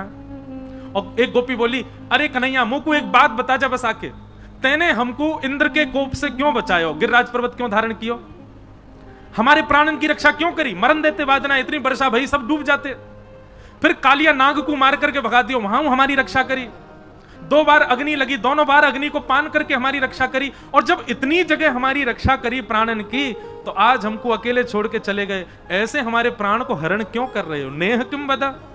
जब इतनी जगह हमारी रक्षा करी तो आज हमको अकेले छोड़ के क्यों चले गए श्याम सुंदर, क्या ये वध नहीं कर रहे आप हमारा, अबला नारियों को रात्रि में अकेले वन में छोड़ करके आप चले गए। इस प्रकार गोपियां सब ठाकुर जी को पुकार रही हैं, और पूरा गोपी गीत तो सबको याद ही है, ब्रजवासी को तो याद होना ही चाहिए, नहीं है तो कल जमुना जी में जाकर के 11 डुबकी लगाओ, और 11 डुबकी लगा के नियम धारण करो कि अब से रोज गोपी गीत को पाठ करो। कहा बताएं भैया, हमारे ब्रजवासी बड़े बिगड़ते जा रहे हैं सबरे। सबन को काउ देना बैठ के अच्छे से अब ही समझा रहे हैं, काउ देना कहा समझाएंगे, माने तो बढ़िया सौभाग्य भैया हमारा हम ब्रज में। गोपी गीत रोज सुनाए करो अपने लाला को। तो गोपी ने गोपी गीत गायो, और गोपी गीत गावे के बाद जैसे ही रुदन करनो प्रारंभ किया, एक बात हमेशा याद रखना बंधु, कभी मंदिर में जाके कथा सुन करके, ठाकुर जी की लीला सुन के, ठाकुर जी को देख करके यदि नेत्र सजल हो जाते हैं, नेत्रों से अश्रु आता है, तो समझ जाइयो कि ठाकुर जी आपको छू रहे हैं, यही हमारे नेत्रन से आंसू आ रहे हैं। ठाकुर जी को किसी ना किसी रूप से आपको स्पर्श किया है ठाकुर जी ने, इसीलिए आपके चित्त में भाव उमड़ रहे हैं। ये नेत्र सजल होनो, भाव होनो, सेवा में जाकर के बेसुध होनो, ये सब ठाकुर जी के अनुभव को प्रतीक है। एक ब्रजवासी आयो परसों तरसों मिलवे गोवर्धन सो, और मुझसे आके बोलो महाराज जी मैं रोज गिरिराज जी परिक्रमा लगावे जाऊं, और गिरिराज जी परिक्रमा में 4 से 5 घंटा लगने चाहिए, पर मुझको 8-9 घंटा लग जाए। मैंने काहे को? बोले चलते चलते पता ना कहा है जाए, वहीं बैठ के मैं रोने लग जाऊं, इतनी याद आवे ठाकुर जी की। अब तो या मारे मैंने परिक्रमा में जानो ही बंद कर दियो, 8-8 घंटा लग जाए मुझको परिक्रमा लगावे में। मेरा मन तो क्यों वाकू हृदय से लगा लूं, भैया तू कितनो सौभाग्यशाली। दुनिया के लोग डिस्को बजाते हुए परिक्रमा कर रहे हैं गिरिराज जी की, उछल कूद कर रहे हैं, नाच रहे हैं, वहीं पे खा रहे हैं, वहीं उल्टो सीधो सब कर रहे हैं। और एक असली विधा कि बीच बीच में हरि चिंतन करके नेत्र सजल है रहे हैं, भाव आ रहा है, ठाकुर जी की याद आ रही है। अरे भैया ये जितने आचार्य गोस्वामी हमारे यहाँ भये, चाहे वो श्रीमद वल्लभाचार्य जी महाराज हो, स्वामी श्री हरदास जी महाराज हो, चैतन्य महाप्रभु हो, इन लोगों की स्थिति ऐसी, ये जब भी परिक्रमा के लिए जाते वृंदावन और गोवर्धन की, कितनों समय निकल जाता कोई पता नहीं क्यों, जहां वृक्ष दिखते वृक्षन को लिपट करके वहीं रुदन करने लगते। चलते चलते ऐसा भाव आ जाता कि ठाकुर जी भी यहीं चल रहे होंगे, अनावृत चरणन से चल रहे होंगे, वहीं रोने लग जाते। या फिर ऐसी स्थिति आज के युग में रही हमारे पूज्य श्री पंडित गया प्रसाद जी महाराज की, उनकी भी ऐसी स्थिति थी। वो भी गिरिराज जी परिक्रमा जाते रोने लग जाते। कोई कहते बाबा काय को रो रहे हो? बोले मैं तो यहाँ मार रो रहा हूं, इतनी जोर की धूप पड़ रही है, रज ऐसी तप रही है, और मुंह पता ये नंद को लाला माने को नहीं, गैया चरावे यही धूप में ही जावे, वहां के पामन में गर्मी लग जाती होगी, या भाव से रो रहे हैं। कभी कहीं बहुत सारो कूड़ो करकट देखते तो रोने लग जाते, और मन में विचार करते जे छोरा माने ना है, ऐसे ही सबरो कूड़ो फेंक जाए और फिर यही में पाम धरेगो, कोई कांटो लग जाएगा, फिर रोतो रोतो यशोदा मैया पास जाएगो। ऐसे अपने आप ही भाव उत्पन्न होते और रुदन करते। हम लोग अभी इस स्थिति में आ ही नहीं सकते। हम एक बात पुनः कह दें, भक्ति में विरह यदि होता है तो समझो आपकी भक्ति स्वीकार है। और जिस भक्ति में विरह नहीं है, जिस व्यक्ति में कभी व्याकुलता नहीं, जिस भक्ति में कभी घबराहट इस भाव से नहीं हुई कि हमको ठाकुर जी के दर्शन क्यों नहीं हो रहे, दुर्भाग्य है हमारा।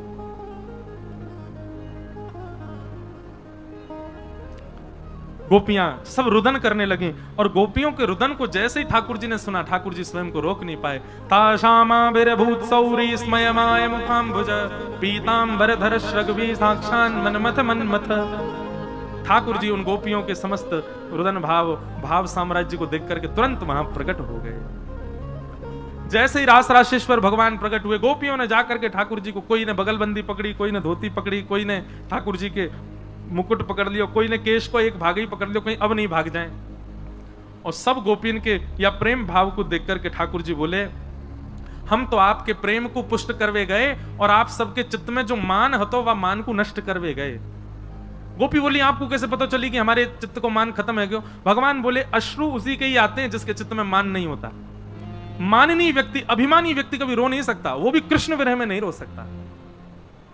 आप सबके नेत्रन को आंसू ये बता रहे हैं कि आप सब मान रहित हो गए हैं। और अब ठाकुर जी बोले अभी तो हमने रास किया, अब हम महारास करेंगे। एक ही कन्हैया सब गोपिन के पास जावे, वो रास। पर महारास में जितनी गोपी उतने ठाकुर जी ने रूप धारण कर लिए, और एक एक गोपी के यहाँ ठाकुर जी वाके गले में गलवैया डाल करके वासो बात कर रहे हैं, वाकी सामग्री स्वीकार कर रहे हैं, और वो गोपी भाव में भर करके नृत्य कर रही है, ठाकुर जी भी वाके साथ नृत्य कर रहे हैं। तभी हमारी श्यामा जी वहां प्रकट है गई। बीच मध्य में तो युगल सरकार नृत्य कर रहे हैं, और चारों ओर असंख्य गोपीन के संग असंख्य ठाकुर जी नृत्य कर रहे हैं। या महाराज के रूप को देख करके कैलाश पर बैठे हुए महादेव विचलित हो गए। महादेव बोले भैया कोई कैसे करके मोह ले चलो, यहाँ पे मैं नृत्य करूंगा। महादेव दौड़ करके जैसे ही आए वृंदावन, गोपीन ने द्वार बंद कर दिया, भीतर ना जा सको। महादेव बोले बहुत दूर से आए, हमको नहीं भीतर जान दो। अरे वो हमको जानते हैं, ठाकुर जी को एक बार जाके यहाँ कह दो महादेव आए हैं, तुरंत वही आएंगे हमको लेने। गोपी बोली यहाँ उनकी ना चलेगी, यहाँ हमारी चलेगी, हम जाकू जाने वही भीतर जाएगो। महादेव बोले कैसे जा सके भीतर, कहा करना पड़ेगा। गोपी बोली गोपी बनो, गोपी बन के आओ, भीतर प्रवेश पाओ। महादेव बोले गोपी कैसे बनूं? नथनी पहन लूं, चुनरी ओढ़ ली, महाराज पूरा श्रृंगार गोपीन को सब कर लियो। तब भी गोपी बोली अभी तो श्रृंगार किया है गोपी को। गोपी को भाव कहां से लाओगे महादेव? ठाकुर जी भीतर बेचारे नृत्य कर रहे हैं, बीच बीच में देख रहे हैं ओहो महादेव आए हैं, इनको कैसे बुलाऊं भीतर। ठाकुर जी ने इशारा किया, हे ललिता जी आप जाओ, आप लेके आओ। ललिता जी बाहर गई, महादेव को हाथ पकड़ करके यमुना जी के तट पे बिठायो, और यमुना जी के तट पे बिठा करके प्रेम को स्वरूप समझायो। ललिता जी ने प्रेम क्या है, प्रेम कैसा है। वैसे तो महादेव अनंत प्रेमी हैं, पर वही प्रेम को भाव जब समझायो, महादेव के तीनों नेत्रन से अश्रुपात होने लगे, विरह व्याकुल है गए। तब ललिता जी बोली हाँ अब इनके चित्त में गोपी भाव आ गए, अब ये भीतर प्रवेश के अधिकारी। ललिता जी लेकर के आई महादेव को, जैसे ही देखे महादेव के स्वरूप, सब गोपी बोली बोल गोपेश्वर महादेव की। अब तो गोपेश्वर हो गए। पहले तो यूं करे गोपी बनो, अब तो गोपियन के भी ईश्वर बन गए महादेव। हमारे पुजारी जी बैठे हैं, आए हैं आज महादेव की। कई महादेव के लोग महाराज जी मेरे पीछे पड़े हुए हैं, वो यूं कहें कि आप महादेव को ठाकुर जी से क्यों जोड़ते हो सब जगह। मैंने कि तुम जान ही नहीं रहे हो यह बात को। ये 24 घंटा भीगे रहे, भीगे ठाकुर हैं महादेव। काय में भीगे रहे? श्री प्रिया प्रियतम के नित्य विलास को स्मरण करके भीगे ही रहे, सदैव नेत्रन से अश्रुपात है तो रहे। हमारी राधा रानी के यश को महादेव गाँव में, ठाकुर जी के यश को महादेव गाँव में। और महादेव आए हैं। महादेव को देख करके ब्रह्मा जी गोपी बन के आ गए नथनी बानी। अच्छा, ब्रह्मा जी ने 4 नथनी पहनी होंगी, चतुर्मुखी है ना। ब्रह्मा जी आए, इंद्र आयो, चंद्रमा आए, सूरज आए, सभी देवी देवता गोपी बन बन करके आ गए और यमुना के तट पर महारास भयो है। राधा नचे कृष्ण नचे, नच गोपी जन। राधा नचे कृष्ण नचे, नाचे गोपी जन। राधा नचे कृष्ण नचे, नचे गोपी जन। राधा नाचे कृष्ण नाचे, नाचे गोपी जन। क्योंकि मन मेरा बन गया सखीरी पावन वृंदावन। क्योंकि मन मेरा बन गया सखीरी। करताल बजा के गाओ। राधा नचे कृष्ण नचे, नचे गोपी जन। राधा नचे कृष्ण नाचे, नाचे गोपी जन। क्योंकि मन मेरा बन गया सखीरी पावन वृंदावन। क्योंकि मन मेरा बन गया सखीरी पावन वृंदावन। ओ रास रचो है, रास रचो है, आज यमुना के नारे महारास रचो है।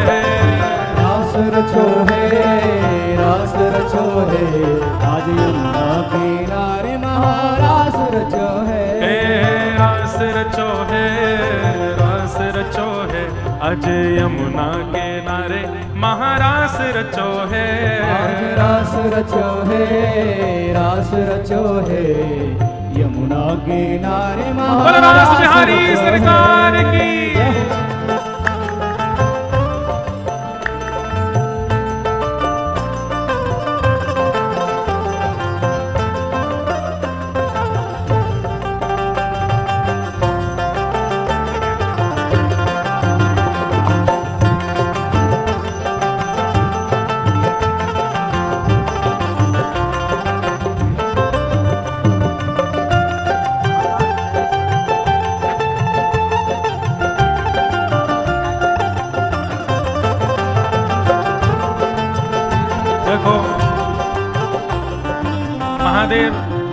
महादेव प्रत्यक्ष ही आ गए हैं।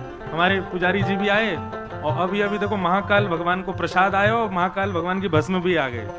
तो निश्चित ही अब जे कथा ना है रही है, प्रत्यक्ष रास ही है रो है, स्वयं महादेव आए हैं। बोलो देवादिदेव महादेव शंकर भगवान की।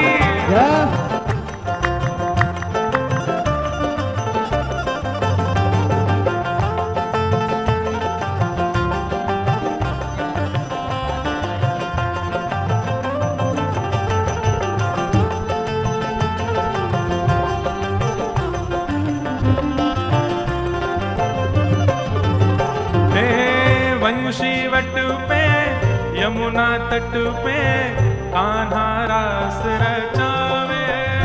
ओ बंसी वट पे यमुना तट पे कान्हा रास रचावे। ओ गोपी बन के शंकर आए, गोपेश्वर कहलाए। गोपी बन के शंकर आए, गोपेश्वर कहलाए। डम डम डमरू बाजे कान्हा की मुरली पे। डम डम डमरू बाजे कान्हा की मुरली पे। डम डम डमरू बाजे कान्हा की मुरली पे। डम डम डमरू बाजे कान्हा की मुरली पे। ओ जग सारा नाचे रे, श्याम संग राधा नाचे रे। श्याम संग राधा नाचे। ओ श्याम संग राधा नाचे। हाँ श्याम संग राधा नाचे रे। ओ राधा नचे कृष्ण नचे, नचे गोपी जन। राधा नचे कृष्ण नचे, नाचे गोपी जन। हम भी नाचे तुम भी नाचो, नाचो सभी जन। हम भी नाचे तुम भी नाचो, नाचो सब जन। क्योंकि मन मेरा बन गया सखीरी पावन वृंदावन। क्योंकि मन मेरा बन गया सखीरी पावन वृंदावन। ओ मन मेरा बन गया सखीरी पावन वृंदावन। ओ मन मेरा बन गया सखीरी। बोलो रासेश्वर भगवान की।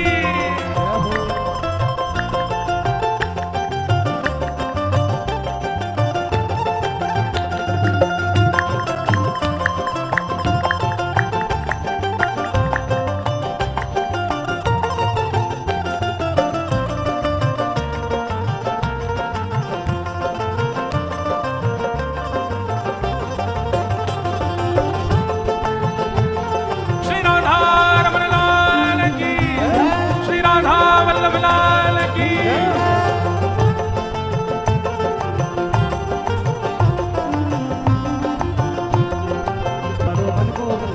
हमारा मन ही वृंदावन, ओ रास रचो है, रास रचो है, अज यमुना किनारे महारास रचो है। ओ रास रचो है, रास रचो है, यमुना किनारे महारास रचो है। रास रचो है, रास रचो है, अज यमुना किनारे महारास रचो है।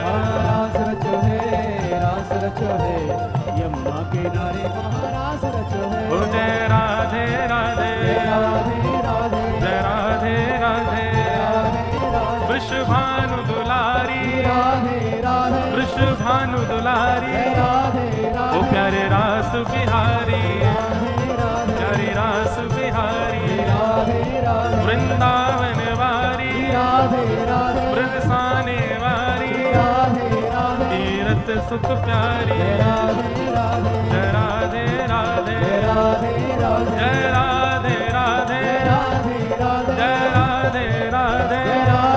ओ जय राधे राधे, जय राधे राधे, जय राधे राधे, ओ जय राधे राधे, जय राधे राधे, जय राधे राधे, जय राधे राधे, जय राधे राधे। बोल रास रासेश्वर भगवान की, राधा रमण लाल की जय, जय श्री राम। ऐसा रास है रो महाराज, पूरे वृंदावन में सब नाच रहे हैं, देवता भी नृत्य कर रहे हैं, ऋषि भी नृत्य कर रहे हैं, सब जीव वंचर भी नृत्य कर रहे हैं, यमुना जी भी नृत्य कर रही हैं, गंगा जी भी नृत्य कर रहे हैं, ब्रजमंडल के सब वृक्ष चैतन्य है करके नृत्य कर रहे हैं, सब आनंद में भर गए हैं। जल्दी से बैठ जाओ सब लोग, जहां खड़े हो वहीं बैठ जाओ। देखो, रास केवल और केवल गोपियों के साथ नहीं किया ठाकुर जी ने, ठाकुर जी पशु पक्षी वृक्ष सबके साथ रास विहार कर रहे हैं, सबको सुख प्रदान कर रहे हैं। पूरे चराचर ब्रजमंडल के एक एक कण के साथ ठाकुर जी ने रास विहार किया, इसलिए सब नृत्य कर रहे हैं। उस नृत्य में हमको भी अंश मिले, इसलिए देवता भी यहां पर बन बन करके रूप धारण कर करके सब आ गए और ठाकुर जी ने सबके साथ रास विहार किया। सोचो, वृक्ष भी नाच रहे हैं ठाकुर जी के साथ, डाल झुक झुक करके ठाकुर जी के आगे नृत्य कर रहे हैं और ठाकुर जी उनके आगे नृत्य कर रहे हैं। अब ठाकुर जी के हाथन के हाव भाव देख करके वो डाल भी अपने हाथन को, अपनी डालन को हिला रहे हैं। वृक्ष, पशु पक्षी भी चहक चहक करके ठाकुर जी के साथ में उछल उछल करके नृत्य कर रहे हैं। यमुना जी में ठाकुर जी जैसे प्रवेश करता है, सब मछलियां भी ठाकुर जी को घेर कर वे भी नृत्य कर रही हैं। ऐसा रास, अद्भुत रास का प्रसंग है। भगवान ने एक साथ सबको सुख प्रदान किया। ऐसे रास बिहारी सरकार की जय, उनको हम बारंबार प्रणाम करते हैं। इस प्रकार रास पंचाध्याय सुनाया गया। अब हम कथाक्रम थोड़ा और शीघ्र करें। बस भैया हमसे एक बात स्पष्ट पूछो, भागवत की कथा इतनी विस्तृत है, इतनी विस्तृत है कि 7 दिन 4 घंटा में कोई कर ही ना सके, उठ ही जाएंगे।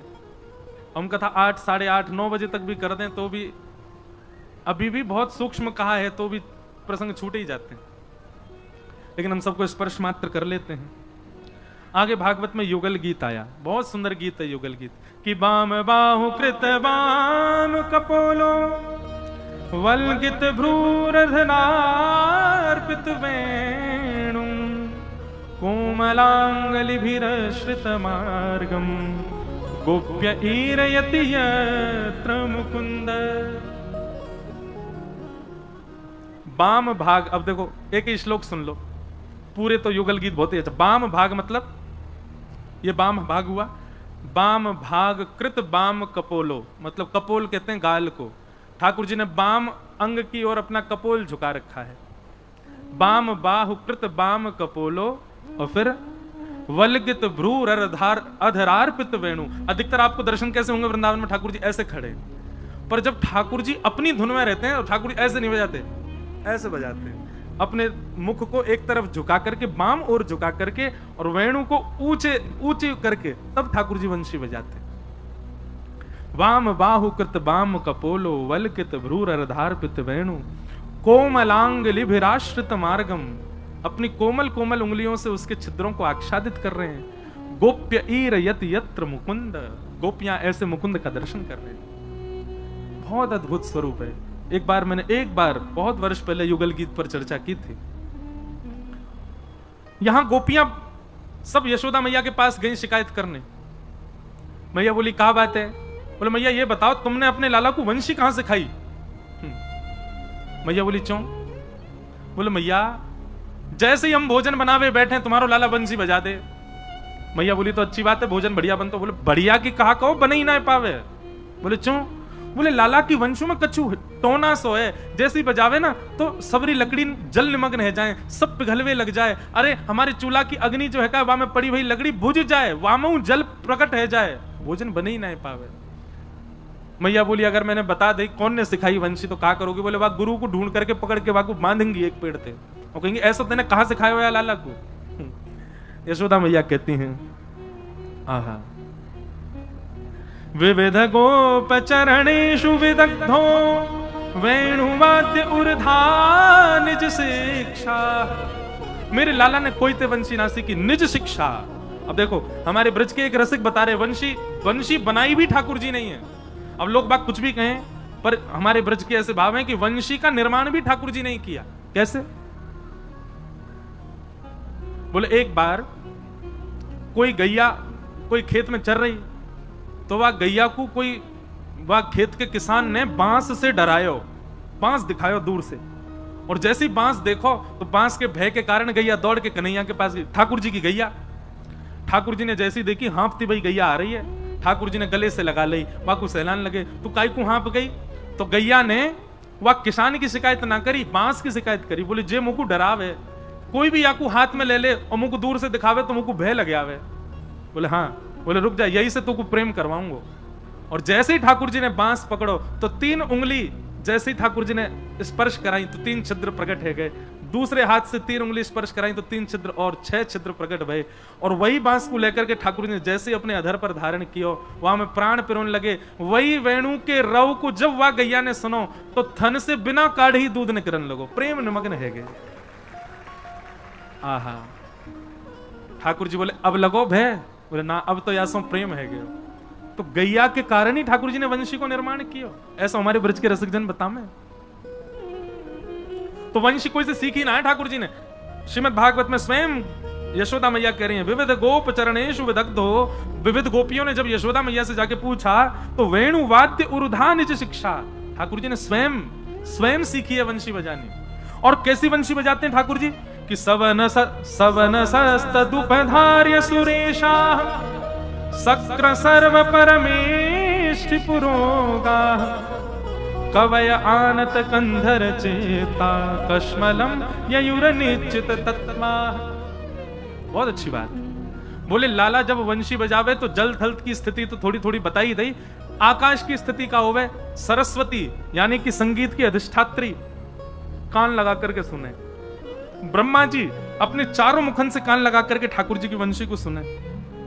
रागन में इतनी सामर्थ्य होवे कि यदि राग को कोई श्रेष्ठता से तानसेन गाता था। मेघ मल्हार राग गाया नहीं कि बादल गरजने लग जाते बरस जाते थे। दीपक राग गाया तो दीप प्रज्वलित हो जाते थे। ऐसे ही रागों में सामर्थ्य है, सूर्य और चंद्र को भी प्रकट और डुबा सकते हैं राग। ठाकुर जी लेकिन जब वंशी बजाते हैं तो सूर्य चंद्र एक साथ ऐसी वंशी बजाते हैं ठाकुर जी। तो ऐसा ये युगल गीत यहां पर सुनाया गया। इसका नाम युगल गीत क्यों? किसी ने प्रश्न किया, राधा रानी की चर्चा तो है नहीं, फिर युगल गीत क्यों? बोले इसका युगल गीत नाम यह है कि और जगह तो एक श्लोक और उसकी एक की व्याख्या, पर यहां युगल युगल श्लोक हैं, 2-2 श्लोकों की व्याख्या है, इसलिए इसको युगल गीत कहते हैं। मतलब एक श्लोक में प्रश्न है, दूसरे श्लोक में उत्तर है, एक श्लोक में प्रश्न है, इसलिए युगल युगल है तो नाम पड़ा युगल गीत। लेकिन यदि कोई श्री राधा परख अर्थ करेगा तो वो भी निकल आएगा। एक श्लोक में ठाकुर जी, दूसरे श्लोक में किशोरी जी। कभी आगे अवसर मिलेगा स्वच्छंद चर्चा का कहीं पर 3-4 दिन की, तो फिर युगल गीत इस बार कहेंगे। बहुत अच्छा स्वरूप है युगल गीत का। भगवान ने कई राक्षसों को मारा, मथुरा से उग्रसेन को भेजा। अच्छा, भगवान कंस को आकर के नारद जी ने सब बता दिया कि भाई तुम्हारे शत्रु कौन है? बोले ब्रजमंडल में यशोदा और नंद बाबा के जो पुत्र हैं यही तुम्हारे काल हैं। कंस ने कहा अभी तलवार निकाल के जाता हूं, अभी मार दूंगा इनको। बोले कि तुम हर बार यही तो करते हो, सफलता मिली, कितने राक्षस मर गए। अब हमारी कई एक बात मानो, क्या तुम किसी को मत भेजो, तुम भी मत जाओ, उनको मथुरा बुलाओ। कंस बोला वो कैसे होगा? बोले तुमको जो धनुष मिला है ये महादेव ने तुमको दिया है, इस धनुष का सुंदर यज्ञ करो और उस यज्ञ में उपहार देने के लिए, पुरस्कार देने के लिए ब्रज के कुछ लोगों को बुलाओ। हाँ भाई ये किसान बहुत अच्छे, इनको किसानी का पुरस्कार देंगे, ये दूध दही का बहुत अच्छा व्यापार करते हैं, इनको व्यापारी का पुरस्कार देंगे। ऐसे ही कृष्ण बलराम को पुरस्कार दो। बोले भैया हमने सुना इन्होंने ब्रज की बड़ी रक्षा करी, बड़े बड़े राक्षस मारे, पर्वत उठा लिया, तो इससे दो बातें होंगी। बोले क्या? पुरस्कार देने का बहाना मिल जाएगा और ब्रजवासियों को यह भी लगेगा कि राक्षसों के मारने पर बालकों को पुरस्कार दे रहा था, इसका मतलब राक्षस कंस ने नहीं भेजे थे। नहीं तो सबके मन में यही है कि राक्षस तुम नहीं भेजे थे। खुलदी चरणों में गिर गया नारद जी के। नारद जी बोले अब मैं विलंब नहीं चाहता, परसों तुम्हारे हाथ कृष्ण की मृत्यु देखना चाहता हूं, बस तभी मुझे गुरु दीक्षिणा मिलेगी। कंस बोले चिंता मत कीजिए, अभी बुलवाता हूं मैं। और यहां अक्रूर जी को बुला करके कंस ने कहा कि तुम वृंदावन जाओ, जाकर के कृष्ण बलराम को लेकर के आओ, और यदि तुमने ये कार्य नहीं किया तो मैं तुम्हारा वध कर दूंगा। अक्रूर जी बोले कहीं पूतना, अघासुर, बकासुर, धेनुकासुर की तरह मथुरा से आया हुआ मुझको जान करके कृष्ण मार ना दें, ये भी मथुरा से ही आया, इसको भी मारो। लेकिन तभी अक्रूर जी के मन में आया कंस के हाथों से मरना अच्छा, मैं उनके हाथ से ही मर जाऊंगा। और अक्रूर जी वृंदावन की ओर निकल पड़े। यहां नारद जी वृंदावन पहुंच गए और ठाकुर जी को एकांत में पकड़ करके कहा, बोले ये सब क्या कर रहे हो ठाकुर जी? आप रास विहार कर रहे हो, चोरी माखन की कर रहे हो, ग्वाल बालों के संग किलोल कर रहे हो, आनंद कर रहे हो, कंस को कब मारोगे आप? कंस का वध करना है, उसके बाद द्वारिका की स्थापना करनी, 16,108 विवाह करने, महाभारत का युद्ध करा के पूरे विश्व को गीता का ज्ञान दे करके और सब व्यवस्थित करके धर्म स्थापित करके पुनः आपको वैकुंठ आना है। बंधुओं, जब नारद जी ने ये सब बात बताई ना, छोटे से कन्हैया साथ अभी 11 वर्ष के हुए ठाकुर जी, नारद जी के आगे ठाकुर जी के आंसू आ गए। ठाकुर जी बोले नारद मैं सत्य बताऊं, इन ब्रजवासियों के प्रेम में मैं भूल गया था कि मैं परब्रह्म हूं, मैं भूल गया था कि मुझे वैकुंठ भी जाना है, मैं भूल गया था अभी अब आगे मुझे क्या क्या करना है, ये सब मेरी विस्मृति हो गई थी।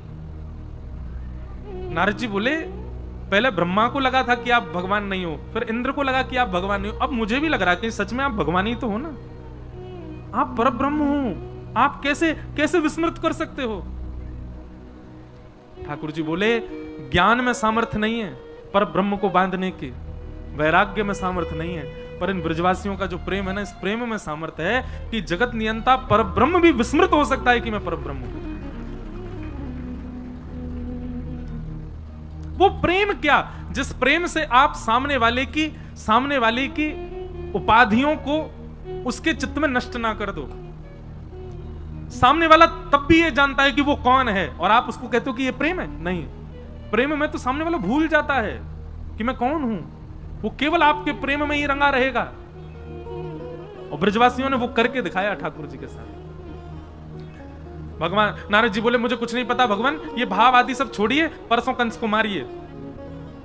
भगवान बोले और तुम कंस से तो कुछ और बोल के आए हो, कंस बोल के आए हो परसों हमको। बोले वो तो बात बनानी पड़ती है, आप तो जान ही रहे थे तो मैंने ही व्यवस्था की है। अक्रूर जी आ रहे हैं, चुपचाप उनके साथ मथुरा जाइए और जाकर के कंस का वध कीजिए और वहां जाकर के फिर सब व्यवस्थित कीजिए। भगवान को उस दिन के बाद नींद नहीं आई। यशोदा मैया को देखते हैं, नंद बाबा को देखते हैं, ब्रजवासियों को देखते हैं तो मन में सोचते हैं मैं कैसे जाऊं इनसे दूर। और तभी अक्रूर जी महाराज वृंदावन पधारे। भागवत में वर्णन है कि अक्रूर जी सुबह सुबह ब्रह्म मुहूर्त में निकले थे मथुरा से और वृंदावन को पहुंचे अर्धरात्रि में, आधी रात में पहुंचे। बोले इतना समय क्यों लगा? बोले अक्रूर जी रास्ता भर बस चिंतन करते जा रहे हैं कहीं मुझे मार तो नहीं देंगे राक्षस समझ के। और फिर दूसरी बात में सोचते हैं, बोले कि कृष्ण का स्वरूप कैसा होगा, उनके नेत्र कैसे होंगे, उनकी नासिका कैसी होगी, उनके हाथ कैसे होंगे। ये चिंतन करते करते कभी कभी रथ खड़ा ही रह जाता है, अक्रूर जी भूल जाते हैं मुझे चलना है। बहुत सुंदर प्रसंग है बंधु। ठाकुर जी को ब्याह करना है आज।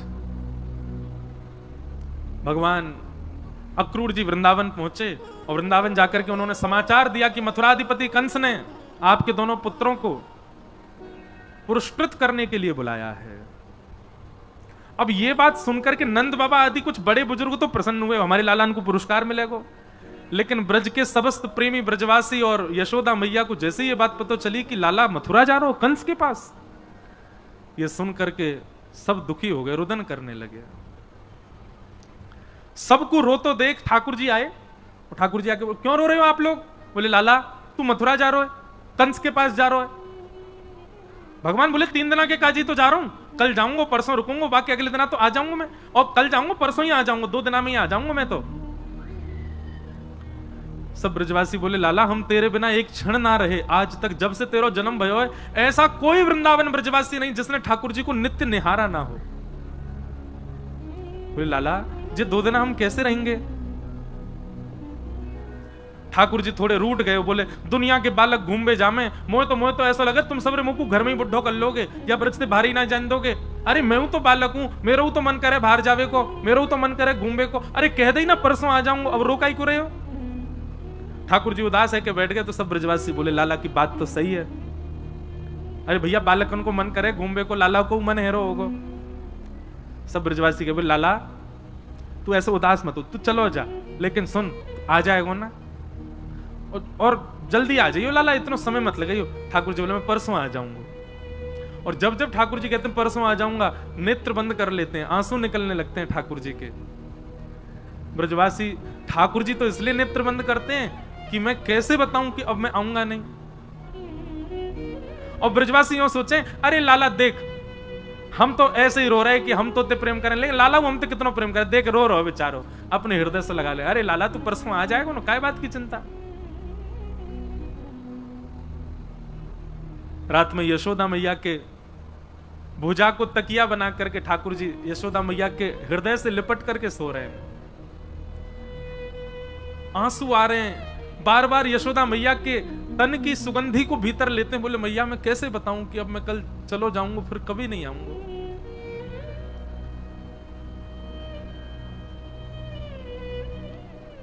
अंक में भर के यशोदा मैया लाला को सुला रही हैं, और बार बार यशोदा मैया सूर्य नारायण को स्मरण करके कह रही हैं हे सूर्य नारायण। बोल नहीं रही हैं कि लाला संग में मनी मन विचार कर रही हैं हे सूर्य नारायण कल तुम उदय मत होई हो, क्योंकि मेरो प्राण प्रिय कन्हैया 2 दिना के काज मुझसे दूर जा रहा है। ठाकुर जी अपने आप को रोक नहीं पा रहे हैं कि मैया तो यूं सोच रही है कि मैं 2 दिना के काजे जा रहा हूं, और वाके काजे सूर्य नारायण से प्रार्थना कर रही है कि प्रकट मत होइयो, कहीं लाला चलो नहीं जाए। मैं कैसे जाऊं व्रत छोड़ करके।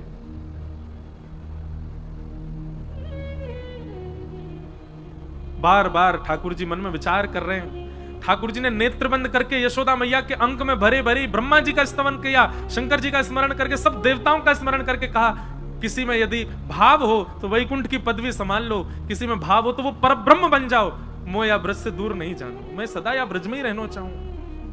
अरे भैया या संसार को कोई और संभाल लो, मेरे बस की बात नहीं है, मैं अब इन ब्रजवासियों के प्रेम में बंध चुका हूं, मैं ना ही जा सकूं यहां से दूर। 33 कोटि देवता स्मरण करने लगे, स्तवन करने लगे। लक्ष्मी जी आकर के भगवान को उनके तत्व का बोध कराने लगी, और बार बार कह रही हैं कि नाथ आप सामान्य बालक नहीं हैं, आप क्यों भूल रहे हैं, मैं आपकी गृहिणी हूं, आप साक्षात परब्रह्म नारायण हैं, शंख चक्र गदा पद्म चतुर्भुज स्वरूप है आपका, आप कैसे इन ब्रजवासियों में इतने आसक्त हो सकते हैं।